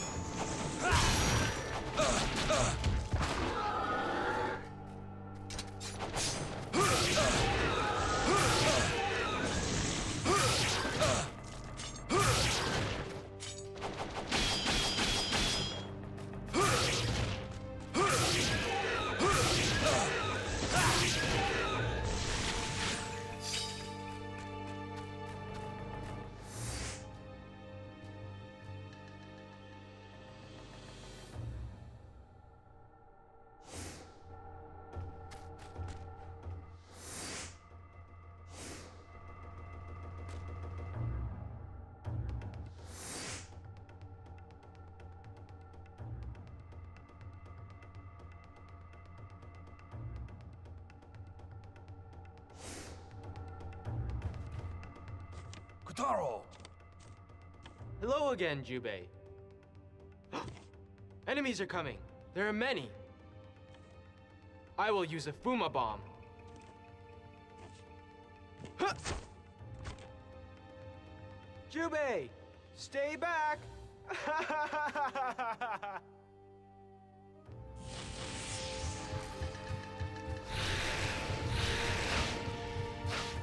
Watch the bomb!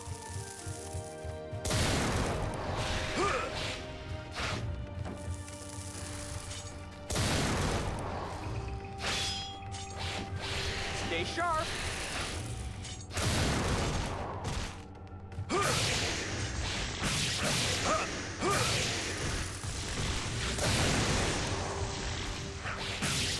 Stay sharp!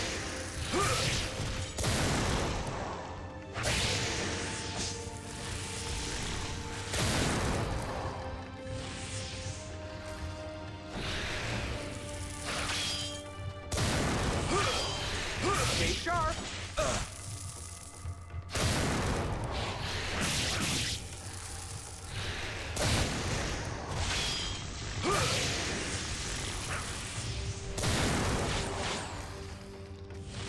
Stay sharp!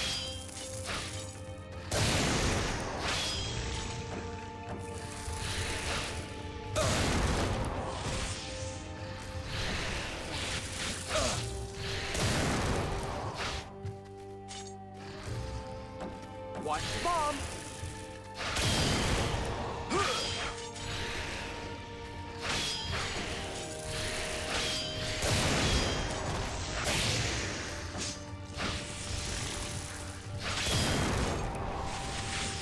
Stay sharp!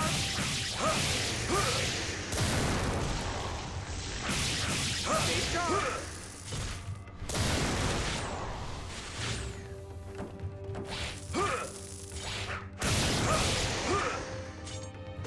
Stay sharp!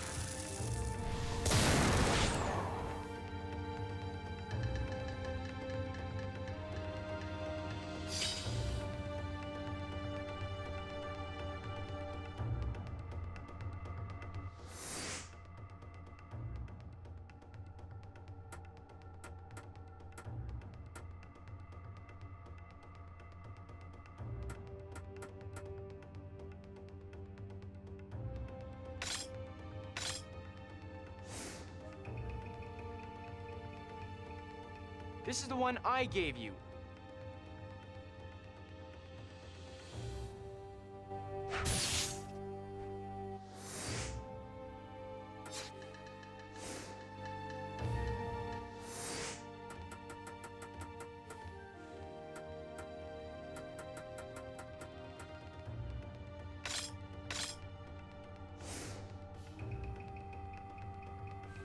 That junk's for old.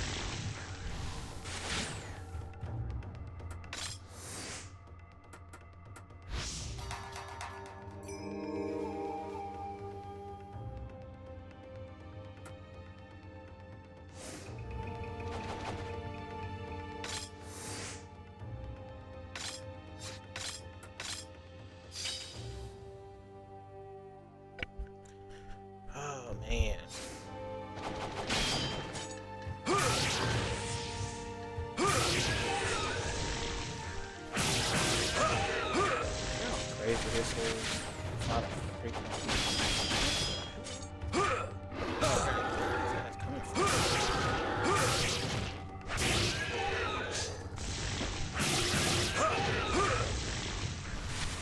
Really just spawning.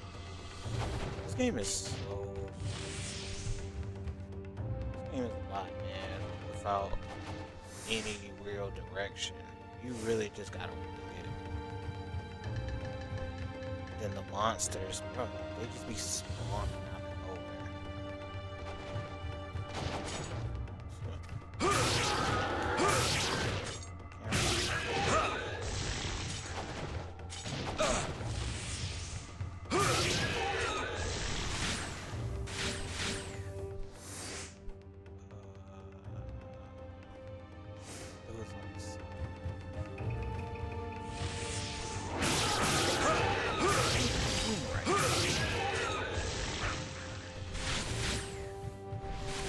Reason for another monster to just pop up right there.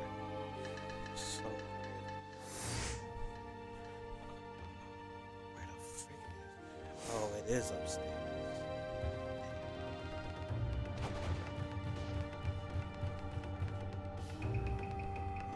Was it an item?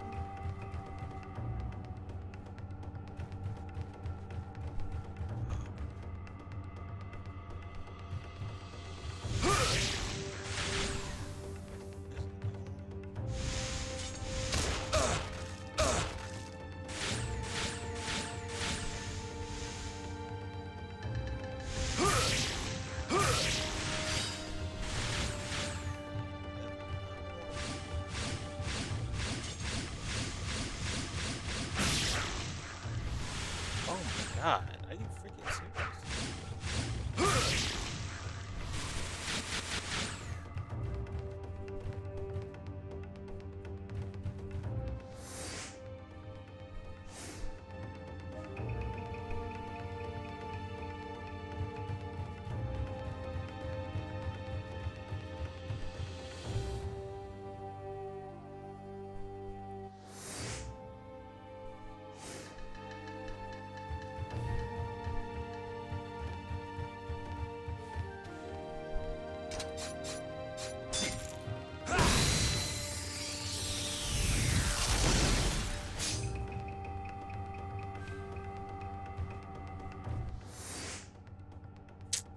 Damn, 6 moves? That's tough. That's tough.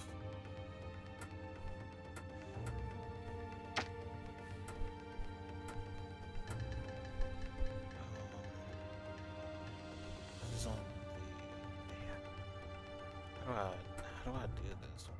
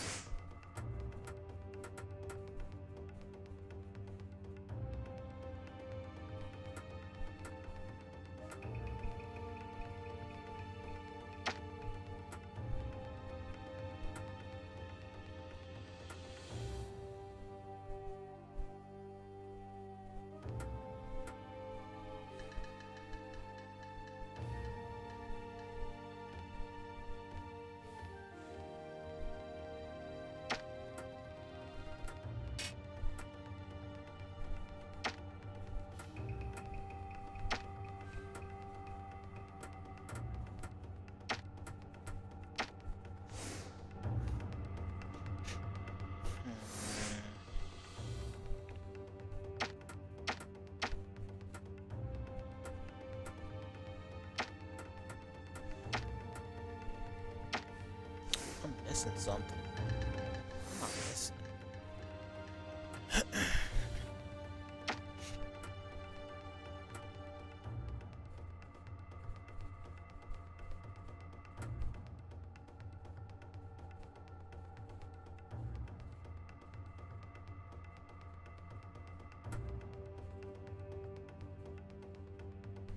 This one is supposed to be on the whole opposite side somehow. How?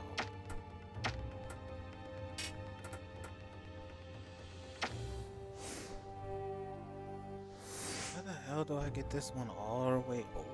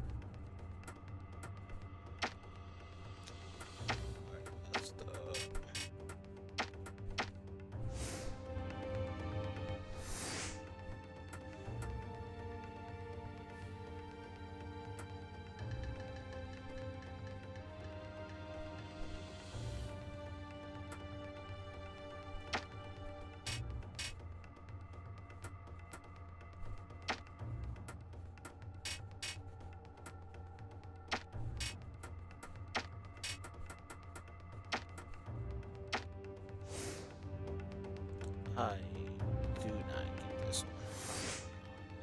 Jesus. I don't actually understand this.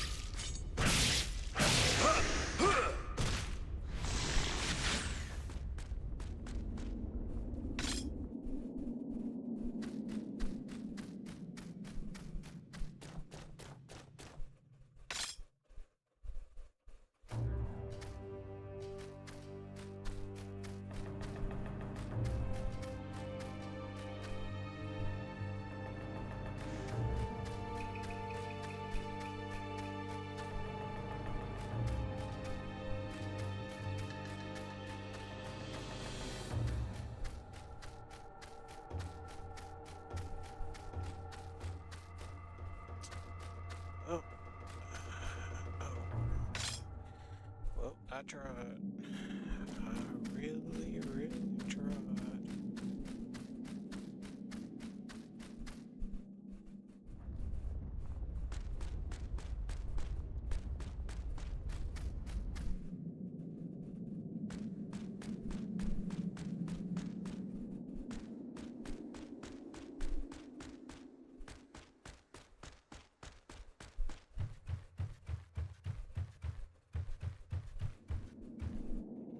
Where do we go from here?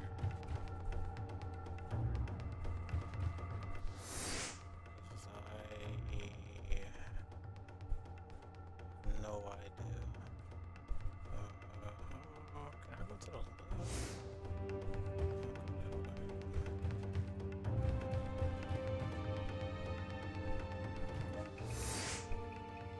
This place is so legit.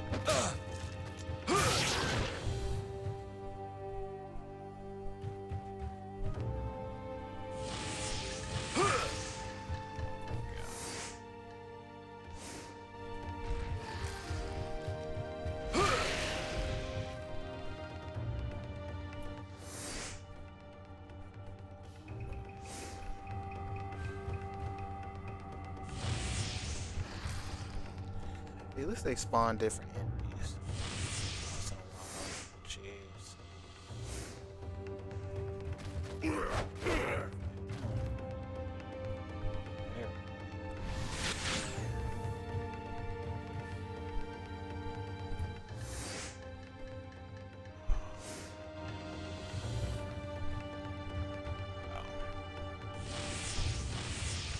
Jesus, dudes. Like 4 of them. Damn.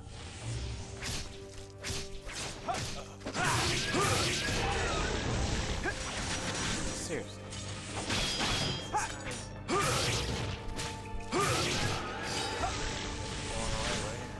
Jubei, ready?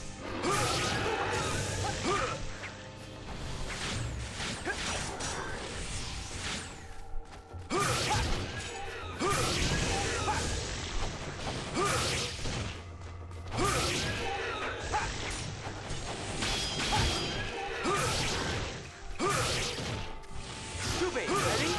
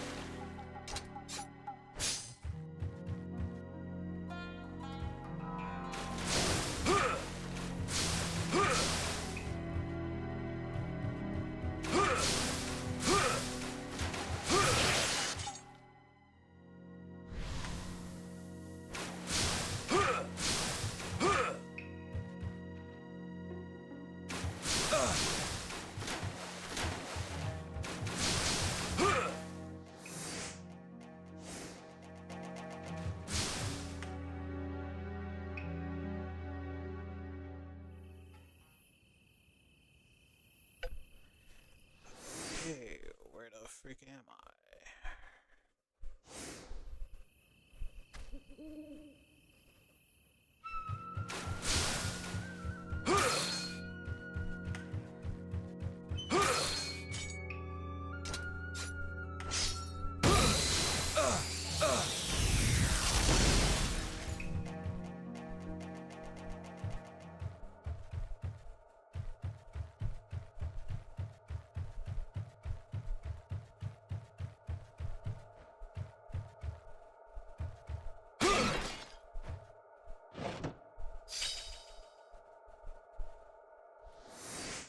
Is this a gift?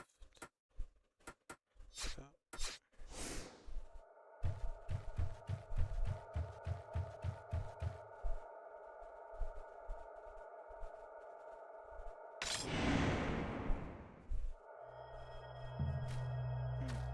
Let's see. This must be intense.